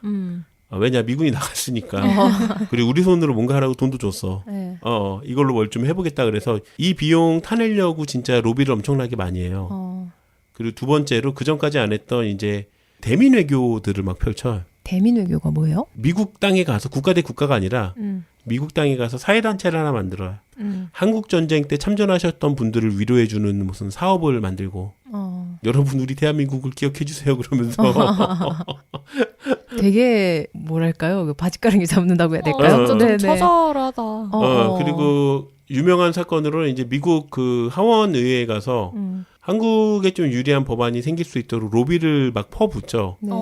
그때 이제 3공화국의 로비 금액이 너무 커서 그게 미국에서도 사회 문제가 됐던 시기가 있는데 네네. 잔이윤 씨가 데뷔할 때 그거 가지고 드립 한번 치는 거 본 적이 있거든요. 잔이윤. 진짜 오랜만에 들어보네요. 혹시 예. 모릅니다. 하여튼 이때 네. 또 다른 노력이 외교적 노력이 하나 여기 더해집니다. 우리 소녀들이 또 노력을 좀 해주셔야겠다. 국가 차원에서 네. 미군들 기분을 풀어주려면은 우리 소녀들이 좀 더 성심성의껏 위로를 좀 해줘야 된다. 그래서 기지촌 정화 사업이라는 프로젝트를 하나 띄워요. 네. 기지촌 정화 사업이 뭐냐? 아까 말씀드렸듯이 60년대에 미군들이랑 기지촌 여성들이랑 되게 자주 싸웠다 그랬잖아요. 네네. 서로 술 먹다 멱살 잡고 싸우고 막 이런 일들이 꽤 있었거든. 이것 말고도 되게 여러 가지 문제가 산재해 있었는데 이걸 한국 정부가 나서서 클린하게 만들어줄 테니 정화를 시켜줄 테니 와서 좀 편하게들 즐기시라. 라는 사업이 정부 주도로 시작하게 됩니다. 그 정화라는 단어의 대상이 한국인 여성들이 아니라 미군이었던 거죠? 아니죠. 기지촌에 있는 한국 여성들을 정화시켜 줄 테니 와서 편히 즐기시라. 라는 사업을 진행을 하게 돼요. 국가 주도로. 정수기처럼. 이 소독약 풀듯이. 결론적으로 여성들을 더 억압하겠다 이 말인 거죠. 그렇죠. 그러니까 포주 같은 말이지. 그러니까 우리 애들 서비스 교육 좀 확실히 시킬 테니까 네. 섭섭하지 않게 해드릴 테니까 좀 자주 오세요. 좀 그러지 마시고 그러면서. 많은 정화 작업이 있었겠네요. 그렇죠. 네. 근데 그때 60년대 후반에 미군 기지촌에 어떤 문제가 있었냐면은 첫 번째가 성병 문제예요. 네. 성병 관리가 좀 잘 안 되고 있었던 게 사실이거든요. 그 성병이 어디서 왔겠어요? 그러니까. 네. 에휴, 그래서 미군들이 네. 이 성병에 대해 굉장히 민감했더라고요. 책을 읽어보니까 애초에 군대 내에서 성교육을 할 때 딱 이제 한국에 오면 콘돔을 이따만큼 던져준대요. 무료로요? 니네 성병 걸리지 말라고. 네, 그냥 요따만큼 부적처럼 들고 다니라고 이렇게 던져줬대요. 근데 이게 웃긴 게 뭐 성병이 진짜 내 건강을 위한 문제인 게 아니라 니네가 성병 걸리고 뭐 매춘에 완전 빠져 살면 군대가 제대로 안 돌아갈 거 아니냐. 그러니까 적당히 요거 쓰고 살라고. 이게 참 웃기지 않아요? 그러니까. 그래서 성병 검사도 되게 자주 하는데 이걸 미군한테 하지 않고 한국인 여성을 대상으로만 주 2회나 한다고 합니다. 여성들을 상대로? 네, 웃긴 게 미군 남성들을 상대로는 성병 검사를 하지 않고요. 안 하죠. 한국 여성들을 상대로만 성병 검사를 일종의 그냥 여성들을 완전 상품으로 봤던 거죠. 그러네요. 그래서 성병 검사를 했을 때 성병에 걸려 있으면 네. 격리당하고 이제 폭력이 시작되는 거죠. 함께 하는 거죠. 그 정화 작업 중에 이런 것들도 있었네요. 네. 또 다른 문제 하나가 있었는데 60년대 후반, 네. 70년대 초반 미군 부대에 미군 부대뿐만이 아니죠. 미국 사회 전체가 가지고 있었던 새로운 문제가 이제 인종차별에 대한 이슈예요. 네. 그 전까지는 차별을 안 했다는 게 아니라 그 전까지 차별을 했는데 그게 문제가 아니었는데 네. 이때부터는 문제가 되는 거죠. 흑인 인권이 좀 눈을 뜨게 되는 시기니까. 흑인 미군에 그죠. 대한 차별. 당연히 이제 뭐 미국 안에선 있었을 테고 너무 당연히 있었고 그거를 그냥 따라서 뭐 그냥 한국 여성들도 그냥 같이 차별을 할 수밖에 없는 분위기였겠네요. 이게 사실 이제 인종차별 문제가 미군 기지촌에서 불거진 이유 중에 하나가 백인 병사들이 자기가 만나는 여자, 자기가 품는 여자가 흑인이랑 자는 걸 못 견뎌 했다 그래요. 그래서 어딜 감히 그 백인 주인님 걸 건드리냐고 노예 새끼가. 그래서 그거를 요청을 했다 그래요. 백인 병사들이. 이 클럽에는 흑인들 못 들어오게 해달라고. 뭐 화이트 온리 이런 거 붙여놓고 그랬겠네요. 화이트 온리 클럽 같은 게 생기는 거야. 그리고 그 당시 60년대에 국제화에 있어서 지극히 촌스러운 한국 사람들도 당연히 흑인 보면은 무서우니까. 예지감을 느껴지고 움찔하니까 기본적으로 이제 좀 차별을 같이 했던 것도 사실이고. 그리고 무엇보다 흑인들 손님을 접대를 하게 되면은 포주들이 이 여성들한테 돈을 안 줬대요. 부정 탔다고. 아이고. 포주들의 인종차별도 한 차별했었기 때문에. 진짜 다 같이 미쳐 돌아간 느낌이에요, 지금. 그래서 그 흑인 전용 클럽이 따로 있을 정도로 있었는데 흑인 전용 클럽에서는 여성들을 구하기 힘든 거야. 왜냐면은 더 싸고 더 돈이 안 되니까 잘 이렇게 안 갈라 그랬대요.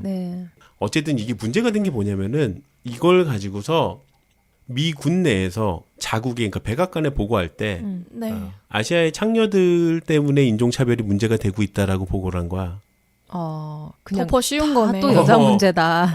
주한미군 쪽, 코리아 쪽에 가 있는 거기 왜 또 인종차별 문제가 있어? 그러니까 이게 저희는 인종차별을 안 하는데요. 현지 매춘부들이 인종차별을 합니다. 그래서 이게 좀 흑백 갈등이 좀 생긴 것 같습니다라고 백악관에 보고를 한 거야. 어이없어. 특히 현지 접대부들이 흑인들을 안 받아주려 그런다. 흑인들이랑 섹스를 안 해주려 그런다. 그래서 이것 때문에 막 사회적 문제가 되고 있다.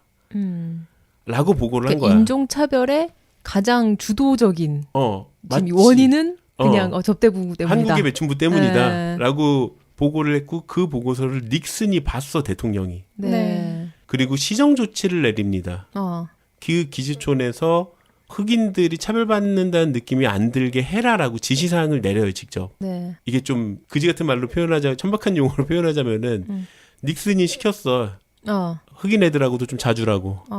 그래서 그 닉슨의 명령을 미팔군 사령관이 받들어서 그게 한국 정부로 넘어옵니다, 청와대로. 진짜 양쪽 나라의 고위 간부가 다 미쳐 있구만. 이게 진정한 코미디가 아니면 뭐겠어, 진짜. 이 명령을 받들고서 그러니까 두 가지 이슈죠. 성병 문제를 해결하라. 흑인하고도 놀아주라. 요 두 가지 이슈를 해결하기 위해서 기지촌 정화 운동이 시작이 되는 거예요. 인종차별을 없애라 이게 되게 좋은 말이잖아요. 좋은 말이죠. 근데 진행하는 그 과정이 참 그러네요. 그렇죠. 웃기죠. 웃긴 일인데 실제로 이랬다는 거예요. 실제로 이랬고 그래서 그 당시 이제 삼국 정부에서 몇 가지 액션을 만듭니다. 첫 번째, 흑인 손님의 동침 요구를 안 받아줬다가 3번이 걸리면은 업소 문을 닫아버린다. 3번 거절하면? 3아웃이네. 3 스트라이크 아웃제를 만들어서 그러네요. 이 흑인 손님들 안 받고 안 놀아주고 이걸로 3번 걸리면 아웃이다. 일정 기간 업소를 폐쇄하겠다. 라고 이제 강하게 얘기하니까 포주들 입장에서도 막 시겁한 거야. 그래서 오히려 더 이제 좀 밑에 그 어린 여자애들을 더 쪼기 시작하는 거죠. 그리고 두 번째로 이제 성병 문제가 조금 거시기 했는데 주 2회로 검진을 하거든요. 네. 검진할 때마다 보건증을 만들어줬어요. 이 보건증을 반드시 가슴 위에다 딱 붙이고 돌아다니게 되어 있어요. 그러니까 마치 그 무슨 유태인 노란별 딱지 붙이는 것처럼. 그러니까 진짜 말 그대로 상품이야. 그냥 그 소, 젖소 이런 애들 귀에 매달려 있는 그런 번호 것처럼 같은 거네요. 이 가슴 위에 딱 붙이지 않고 약간 아래 붙이거나 허리에 붙이면은 끌려가는 거야. 아유. 경찰이랑 군인들한테. 네. 그냥 번호네요. 그리고 상품. 기지촌 단위별로 사진첩을 만들어서 네. 그 주에 성병이 발생한 애는 이렇게 체크를 해가지고 전 부대에다 다 돌리는 거야. 그러니까 무슨 쇼핑 리스트인 것처럼. 그러네요. 네. 그러니까 70년대가 60년대보다 조금 더 이렇게 좀 인권적인 측면이나 관리적인 측면이 좀 비참해지는데. 그리고 무엇보다 이제 그게 있어요. 그 미군 신고제를 도입해서 성병에 걸린 미군 병사가 보건소에서 니 왜 성병 걸렸어? 그래서 나 지난주에 누구랑 잤는데 쟤 때문에 걸린 것 같다고. 지목하면은 걔는 바로 격리되는 거예요. 그 여장은. 그냥 뭐 원인 그런 것도 없어. 제대로 그런 거 안 없어. 따지고 그런 거 없어. 그냥 제가 마음에 안 들었거나 제가 무슨 뭐 욕을 했어. 어. 그러면 그냥 보낼 수 있는 거네요. 보내버릴 수 하고. 있어요. 네. 보내버릴 수 있고 보내버리면은 이제 그 성병관리소 건물을 따로 또 지었어. 네. 철조망으로 주위를 에워싼 수용소 같은 건물인데. 그 이름이 참 충격적이었어요. 네, 몽키하우스라고. 네. 근데 여기가 문제가 됐던 건 뭐냐면은 네. 네. 여기 가면은 이제 검진 결과가 나오고 치료제를 맞을 때까지 짧으면 일주일, 길면은 뭐 한 달까지도 있게 되는데 이때 그 페니실린을 주사해요. 네. 성병 치료에 페니실린을 제일 많이 좀 보편적으로 썼으니까. 근데 우리나라 공무원분들이 너무 열심히 운영하신 탓인지 네. 아니면은 뭐 포주들의 어떤 요구가 있었던지 이쪽 페니실린은 밀리리터로 카운트하지 않고 유닛으로 카운트하더라고. 몇 개인지. 네. 보통 민간에서 페니실린 성병 치료로 쓰일 때 한 120만 정도를 정량으로 놓는데 120만 유닛이라 그러는데 네. 빨리 나야지. 빨리 가서 또 이 미군들 좀 기분을 풀어줄 거 아니야. 그래서 그 정량이 4배를 나요. 480만 유닛이고 좀 심하면 600만까지. 그러니까 4배에서 5배를 놓게 되는데 그냥 뭐 이게 부작용이 있을 수도 있는 건데 그러면은 그 자체로 인체의 데미지가 좀 되게 엄청나서 아이고. 맞으면은 너무 아픈 거야 이게. 그러니까 알아 누울 정도로 아팠대요. 네. 그리고 좀 반응이 쇼크사로 죽는 사람이 그렇게 좀 많이 늘어났다 그러거든 그때.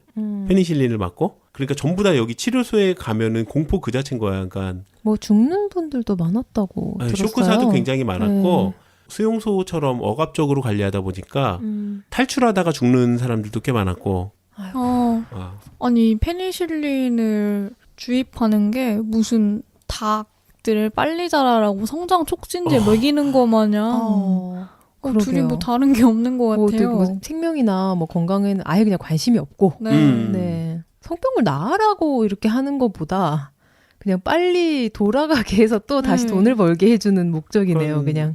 그렇죠. 약간 그 공장식 사육하는 동물들 항생제에 막 과다 투여하듯이 그러니까 페니실린을 기준치보다 훨씬 더 과다 투여하는 거예요. 확실히 뭐 효과는 있을 테니까 더 많이 하게 되면 그냥 그 생각밖에 더 많이 없는 거네요. 그러니까 인체 데미지 무시하고 그냥 넣는 거야. 아이고. 그러니까 오랫동안 자리 비우면 안 되니까 정식 치료 프로세스는 못 밟아주고. 네. 근데 이거는 뭐 이제 국가에서 모르는 거 아니냐 그러는데 사실 청와대에서도 각 지방에 있는 이 성병 진료소를 순회한 기록이 있어요. 네. 가서 무슨 말 했냐면은 약 때문에 힘들어 하시는 걸 알고 있는데 이게 다 국익을 위해서 여러분들이 외화를 벌기 위한 과정이니까 조금만 참고 힘내달라고. 네. 청와대 어느 단인지는 안 나오는데 청와대 그 연설 내용이 좀 기록이 남아 있거든요. 네. 대통령인지 아니면은 무슨 정치비서가 한 건지는 모르겠어. 청와대로만 기록이 남아 있대. 네. 청와대에서 오셔가지고 그렇게 말씀하셨다 그러면서 누군지 모르지. 하여튼 그래서 안 알리려고 하겠죠. 근데 이런 식으로 나라에서 계속 격려해주고 복돋아주면은 이제 이 여성분들에도 개인적으로 내가 그래 나라의 보탬이 됐겠지. 라는 생각을 하지 않을까라는 생각을 했었거든요. 네. 근데 막상 책을 읽어보고 이 작가분이 직접 이제 할머니가 되셨으니까 할머니들 인터뷰 하신 걸 보면 은지하지 못하고 계세요. 그럼 어떤 식으로? 그냥 나는 무식하고 못나서 이렇게 살았다고 다 이런 개인적으로. 식으로 굉장히 자책감에 쌓여있는 네. 그래서 이 작가분이 아니다. 당신들이 그렇게 이용당했지만 당신들이 국가에 굉장히 많은 도움이 됐다. 이런 식으로 뭔가 격려하는 네. 걸 보여줘요. 여튼 네. 아유 좀 근데 진짜 코미디는 여기서부터 시작인데 네. 관이 주도하에 네. 기지촌 서비스 향상을 위한 정신교육이 시작됩니다. 정신교육. 네. 일주일에 몇 회씩 이렇게 모여가지고 정신교육을 실시했는데 뭘 가리키냐? 첫 번째로 보다 품격 있는 매춘부가 되기 위한 고급 영어 사회용법을 가리키기 시작하고요. 이런. 그러니까 좀 네. 비어 뭐 이렇게 드링크 막 이렇게 하지 말고 우주 뭐, 바이 막 그러면서 네네네네. 뭐 술 사줘 이게 아니라 술 사줘 이렇게 얘기하면 안 된다. 이러면은 말. 국제화 시대에 대한민국을 대표하는 품격에서 조금 떨어진다. 네. 대한민국을 대표하는 산업 전사로서 조금 더 품격 있는 영어를 쓰도록 해라. 우주 바이어 드링크 막 뭐 그런 거 가르치기 시작하고 네. 교양 있는 여성처럼 보이는 술 따르는 법. 그래서 내 생각에 이 이상한 근원을 알 수 없는 술자리 예절 같은 거 다 이때 나온 거 아닌가 싶은데 막 뭐 상표를 가리고 한 손으로 뭐 이렇게 뭐 손을 그런 거 막 붙잡고 어쩌고 네. 막 하는 것들이 술 마실 때도 뭐 고개 돌려야 되고 이런 식의 술자리 예절들이 굉장히 많이 여기서 파생이 돼요. 네. 왠지 일본에서 좀 많이 갖고 왔을 것 같은데 일본은 뭔가 예법이 많잖아요. 그렇죠. 쓸데없는. 네. 예법 막 이런 그 비즈니스 주도, 매너 막 이런 것들을 가리키기 시작하고 그리고 무엇보다 이제 세계 시민으로서 대한민국을 대표하는 세계 시민으로서 우리가 모든 생명이 소중하고 인종 간에는 차등이 없다. 이런 피시적인 요소를 이 17, 18 먹은 여자들을 앉혀놓고서 고위 공무원이나 교수들이 와서 가르치는 거야. 지금 흑인은 중요하고 그럼으로써 여성은 중요하지 않아. 그럼으로써 너네도 흑인을 존중해야 된다. 흑인들도 알고 보면은 참 착하고 좋은 사람들이다. 그래서 흑인 손님을 가리지 말고 그들에게도 항상 사랑으로 감싸줘야 된다. 진짜 그걸 듣는 여성들은 얼마나 기분이 나빴을까. 별 생각도 없었을 것 같고 그리고 나라에서 와서 나라 말로 하는 거 있잖아요. 특유의 그 국익이나 정부적인 그런 대화나 그런 것들이 되게 막 정치적이고 이래서 그렇게 그냥 받아들였을 것 같아요. 뭔가 교육적으로 말했을 것 같아. 이런 그래서 얘기를. 이 당시 이제 평등증진위원회라고 네. 이 평등은 뭐냐 그럼 흑인과 백인의 평등을 위해서 우리가 노력해야 된다. 아이고. 그래서 인종차별 문제도 이 선에서 알아서 처리하는 거야. 네. 그래가지고 얘네가 뭘 하냐면 이제 포스터 붙이고 다니고 그 집창촌의 여성들을 상대로 이제 정신교육 하고 다니는데 정신교육이 주된 내용이 뭐였냐면은 흑인을 차별하는 것은 북한 김일성을 돕는 것이다. 그걸 또 거기서 갖고 와? 흑백 갈등은 북한 김일성이 미군들을 와해시키려는 북한 심리부대의 전술이다. 아니 북한 카드를 여기서? 빨갱이를 거기서 갖고 오네요. 빨갱이 그래서 위주를. 우리가 여기에 혹해서 네. 흑인들을 차별하게 되면은 우리마저도 차별하게 되면은 북한 김일성이 계략에 넘어가는 것이다. 계략에 넘어가면 안 되고 흑인들을 따뜻하게 감싸 안아줘야 된다. 그래서 이런 거를 어린 여자애들을 붙잡고 뭐 교수니 장관이니 하는 인간들이 맨날 주마다 계속 와가지고 이런 강의를 하는 거야. 뭐 훌륭한 큰 양반들, 뭐 대단하신 양반들이 와서 한 달에 한 번씩은 좀 높은 뭐 국장급 이런 인사가 와서 미군을 만족시켜주는 여러분들이 진정한 애국자고 민족주의자다. 세뇌네요. 거의. 라고 얘기를 했다 그래요. 그래서 더불어 문 누나가 이 당시에 그 미군 중에서 좀 높은 자리에 있던 양반들을 다 찾아가서 인터뷰를 했어요. 네. 근데 그때 그 인터뷰의 대다수가 한국이 너무 좋은 나라로 기억하고 있는 거야. 그래서 왜 그러냐 그랬더니 그렇게 매일매일 술파티와 섹스파티를 벌일 수 있는 나라는 나는 딴 데선 가본 적이 없다. 그리고 그 돈을 다 한국 공무원들이 다 대준다. 그러니까 한국 공무원들이 맨날 뭐 여기 와가지고 뭐 이렇게 병사들 이런 클럽도 자주 보내시고 와서 쇼핑도 마음껏 하시고 하라 그러면서 장성급이나 고위 간부들한테 매일매일 접대를 했대요. 네.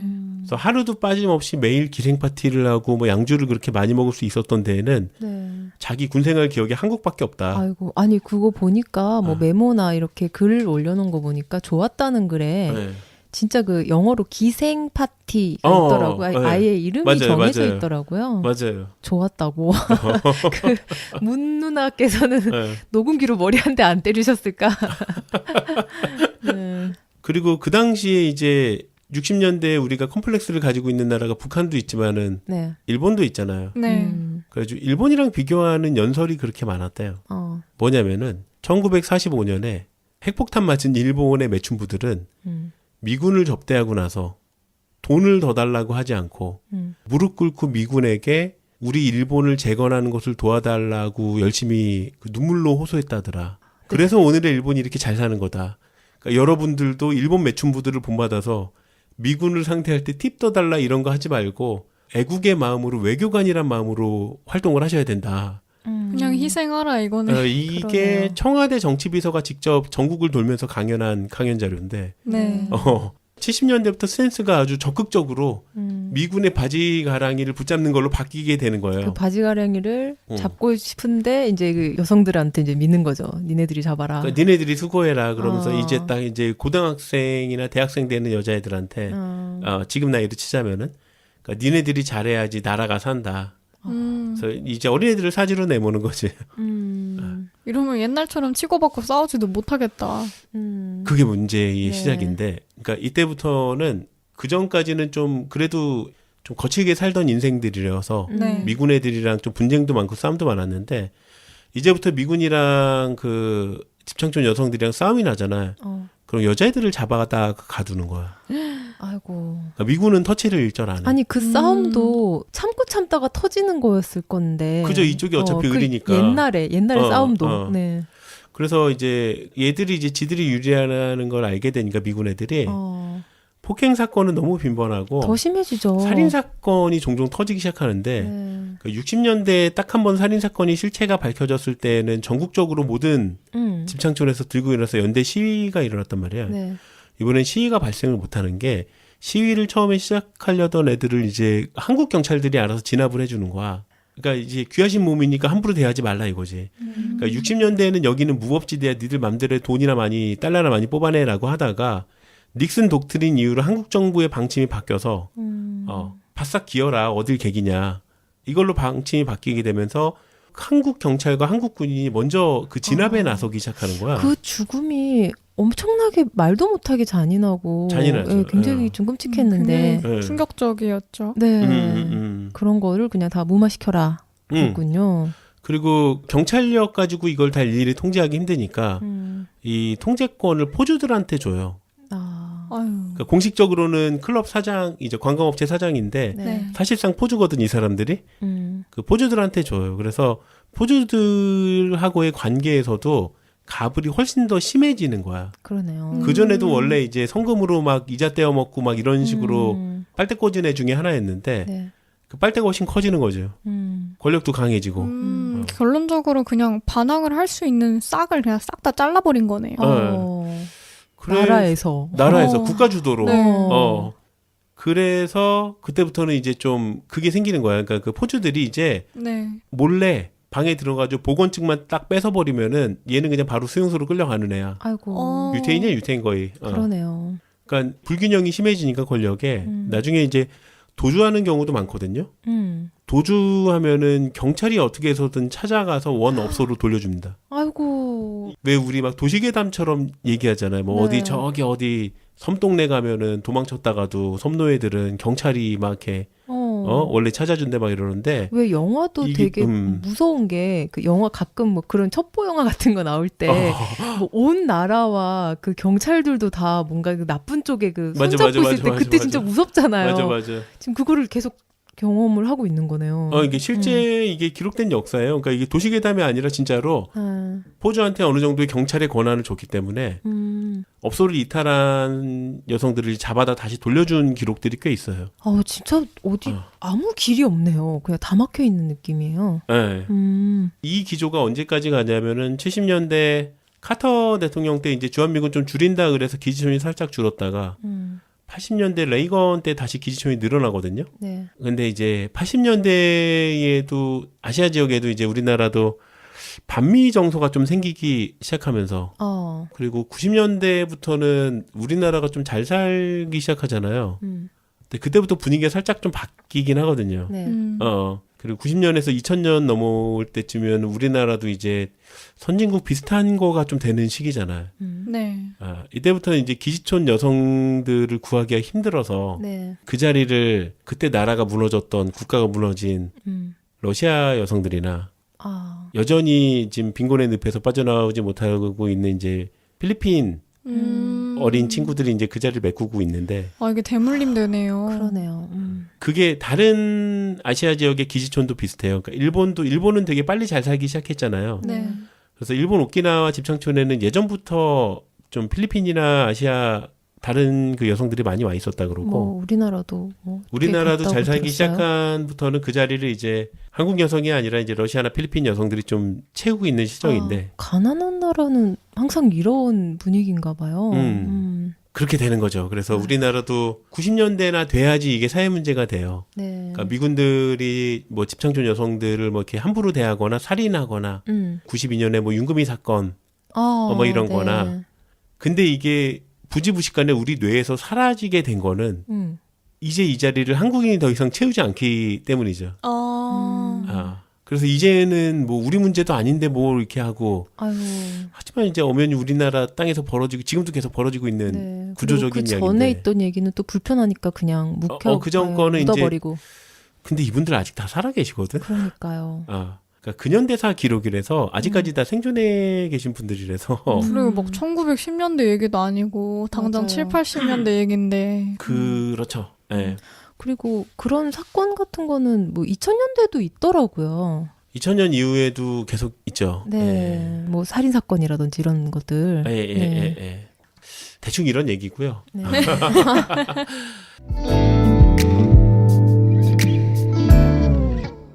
책의 말미에 주로 얘기하고 있는 그 문 누나의 이야기는 네.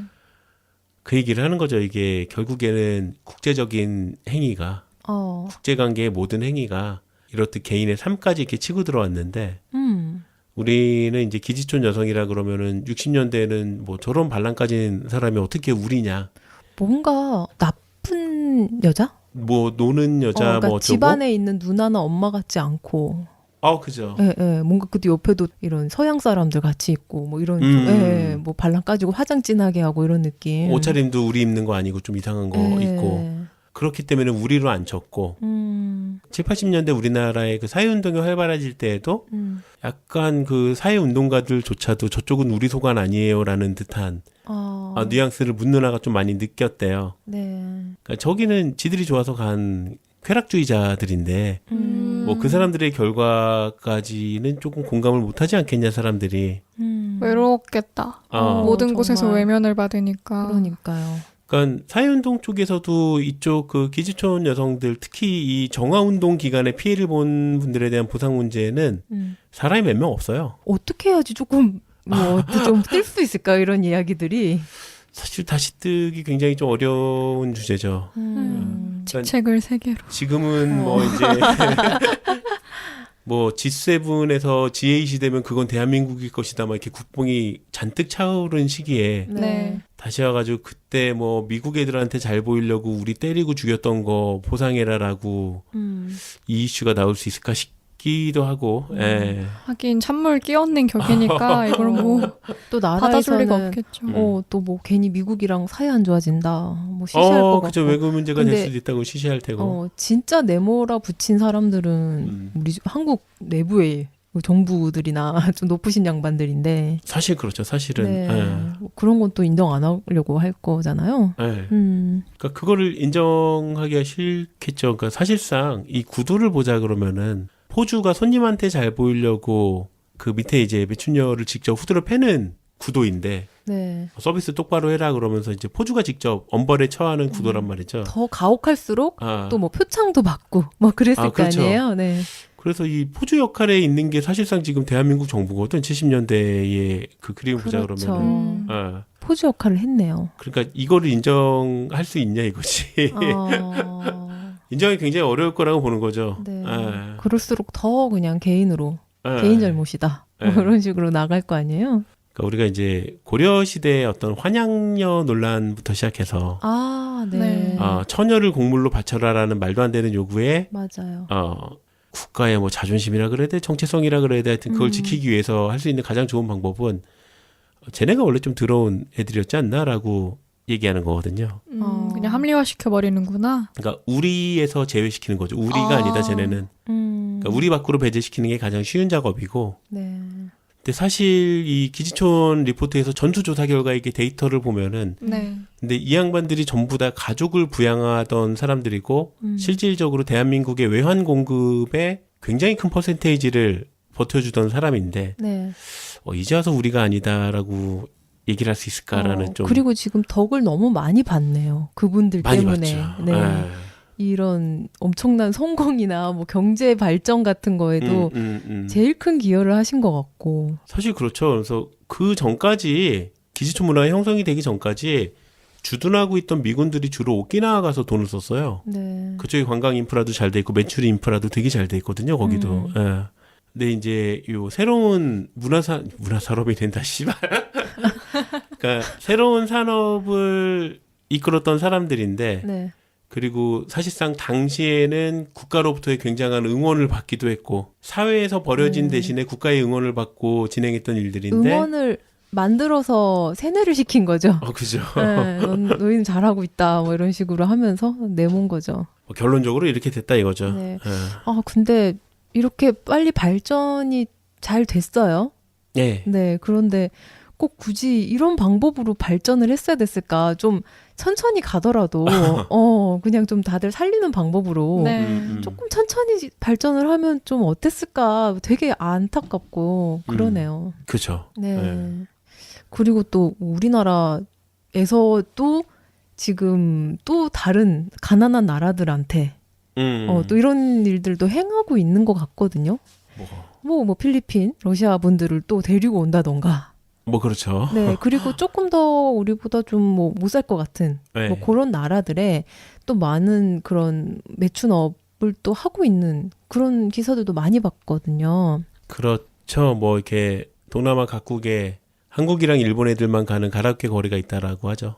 네, 뭐 여러 가지 그런 동남아 같은 데다가 또 그런 것들을 또 우리나라 또 그런 사람들 또 만들고 있고 뭐 이런 그렇죠. 것들도 좀 아직도 자행되고 있는 것 같아서 좀 안타깝습니다. 그렇습니다. 그래서 뭐 사실 최근 뭐 공창제가 오르냐 사창제가 오르냐 뭐 이게 매춘이라는 산업의 정당성은 어떠하냐 이런 것에 대한 논의는 별로 없어요. 네. 근데 여기서 얘기하고 싶은 거는 그게 아니라 이제 국제관계 이슈들이 개인한테 어디까지 치고 들어오느냐. 맞아요. 그게 이제 책의 핵심 주제이기 때문에 그리고 외교에서 섹스라는 사람들이 말하지 않는 이 행위가 얼마나 큰 비중을 차지하고 있느냐. 뭐 그걸 좀 증명한 책이라고 할 수 있죠. 그래서 이 책 꼭 한번 읽어보셨으면 좋겠어요. 처음부터 끝까지 분노하는 내용만 있는 건 절대 아니고 오히려 부드럽게 쭉 이끌어가서 진짜 빨려들듯이 읽었거든요. 네. 차분하게 읽으실 수 있을 것 같습니다. 네. 그래서 이 책을 추천하는 이유 중에 하나가 기지촌 정화운동에 대한 책들이 생각보다 좀 있어요, 더. 네. 네. 근데 진짜 그 분노 서적들이 많아요. 어떻게 이럴 수 있냐 사람한테. 아니 이런 기사 그냥 덤덤하게 쓴 것만 봐도 너무 화가 나는데. 네. 분노 서적들이 많은데 이 책은 조금 더 학술적이고 좀 국제관계라는 관점에서 좀 섹스를 들여다본 책이기 때문에 기왕이면 다른 책보다 이 책을 보시는 게 차라리 나을 것 같습니다라고 말씀을 좀 드릴 수 있을 것 같습니다. 객관적인 분위기로 조금 더 차분하게. 네. 그리고 번역이 잘 돼 있어요. 번역도 잘 돼 있습니다. 가독성이 아주 좋습니다. 좋습니다. 예. 유튜브에 보면 동맹 속의 섹스와 같은 주제를 다루는 다큐가 있어요. 네네. 요 영상은 저희가 링크로 올려드릴 테니 책을 읽어보시고 영상 자료도 좀 보고 싶다 하시면 같이 보시길 바랍니다. 네. 조금 자극적이어서 텍수님은 못 봤다고. 저는 3분 보고 껐어요. 네. 좀 영상은 살인사건부터 시작을 하기 때문에 그리고 시각적으로 또 그런 내용들이 나와서 조금 주의를 가슴이 더 아플 하겠습니다. 텐데 뭐 책이랑 또 내용이 좀 많이 겹치는 부분들이 많다고 하니까요. 보시면 또 도움이 될 것 같습니다. 네. 뭐 하여튼 이 기지촌 정화 사업은 뭐 자축할 만한 결과가 나왔어요. 한국 지역의 매춘부 서비스가 좋아졌다라는 네. 미 군사령부 수장들의 긍정적인 답변을 받았거든요. 청와대가. 네. 이게 국가가 없어져야죠. 아니 지금 나라에서 네. 대통령들이 그죠. 이게 매춘에 대해서 얘기한다는 게 좀 너무 웃기네요. 그렇죠. 네. 아주 진지한 말투로 굉장히 공문화돼서 써져 맞아, 있었을 맞아, 거 맞아. 아니에요? 네.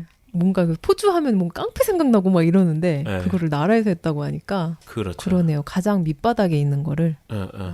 논란은 많아요. 그래서 뭐 이런 거라도 했으니까 그래도 나라 발전한 거 아니냐라는 시각도 있고 그러니까 이게 경제학자들마다 해석이 조금 다르거든요. 네. 60, 70년대 이렇게 해서 나라가 지금 성장한 게 맞냐라는 것에 대해서 의견이 좀 분분해요. 많이 분분하죠. 그러니까 사실상 미국의 원조와 미국 주도의 그 경제개발 계획에 따라서 이 정도까지 왔고 80년대부터는 확실하고요. 80년대 이제 세계 호황에 우리나라가 올라탈 수 있었던 거는 너무 확실하고 네. 행운이죠, 행운, 운이죠, 운. 그 좋은 흐름을 잡았던 것도 사실이고 이제 글로벌 외주 흐름에서 후진국들한테도 기회가 갔던 네. 그 흐름에 올라탄 건 사실인데. 그럼 60, 70년대에 뭔가 이렇게 살아보려고 발악한 국가적 노력 없이도 올라탈 수 있었겠냐.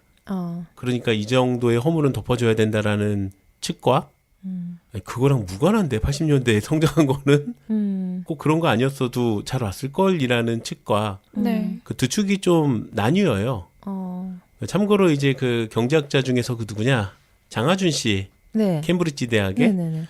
그분이 이제 박정희 정권, 그러니까 삼공화국의 경제적인 노력은 인정해줘야 된다 그랬다가 좀 진보적인 경제학자들한테 좀 싫은 소리 듣기도 했고 한국 사회 전체로 보면 아직도 그 반반이 서 있는 것 같아요. 네. 그리고 너무 빨리 발전을 하려다가 탈나온 게 너무 많아요. 너무 많죠. 네, 뭐 조금 잘 보이게 하려고 뭐 대단한 건물을 뭐 빨리 짓는다던가 뭐 돈 그렇죠. 많이 벌려고 막 삼풍백화점이나 뭐 와우 아파트도 네, 있었고 뭐 무너진 다리라든지 이런 것들만 봐도 네.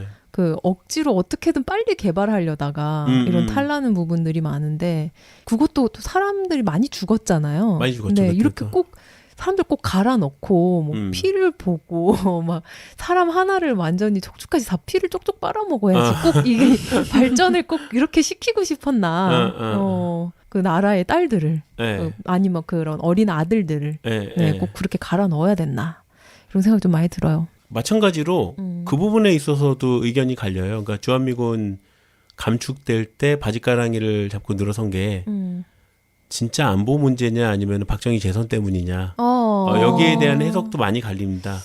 그러니까 네. 그 당시 공군력은 모르겠지만은 육군력은 우리도 베트남에서 애들 이번엔 반대로 젊은 남자애들이죠. 베트남에서 애들 갈아 넣어가지고 전투력이 꽤 좋아졌을 텐데 어차피 주한미군이 전부 다 빠지는 것도 아니고 전력의 핵심인 공군력은 계속 남아있는데 과연 그 정도 철수했다라고 국가가 위태로웠을까? 겨우 북한 때문에? 라는 얘기는 지금도 나오고 있는 문제죠. 네. 역사에 만약은 없으니까 이제 다 논쟁으로 끝날 뿐이긴 한데 네. 그 이슈도 마찬가지로 논란이 좀 있습니다. 그러네요. 좀 원망스럽네요. 만약에 그렇다고 하면. 네. 뭔가 좀 아프지만 꼭 알아야 될 네, 저희 맞습니다. 자화상 이야기 이렇게 해봤고요. 네. 네, 그러면 2부는 이렇게 마무리 질까요? 네. 네. 그래서 나름 저희 그 기본 스타일대로 네. 최대한 좀 너무 가라앉지 않게 얘기를 해보려고 그랬는데 네. 그럼에도 불구하고 계속 아래로 내려가네요. 어쩔 수가 없죠. 네, 뭐 저희 어쨌든 저희 위에 있는 그 어머니들, 할머니들 그렇죠. 얘기니까요. 네, 예. 당장 보이는 분들이고 예. 더 좀 와닿습니다. 예. 네, 여성이라서 더 좀 와닿고요. 네. 네. 네. 아프지만 꼭 아프지만, 알아야 될 우리들의 자화상 이야기. 네. 네. 동맹 속의 섹스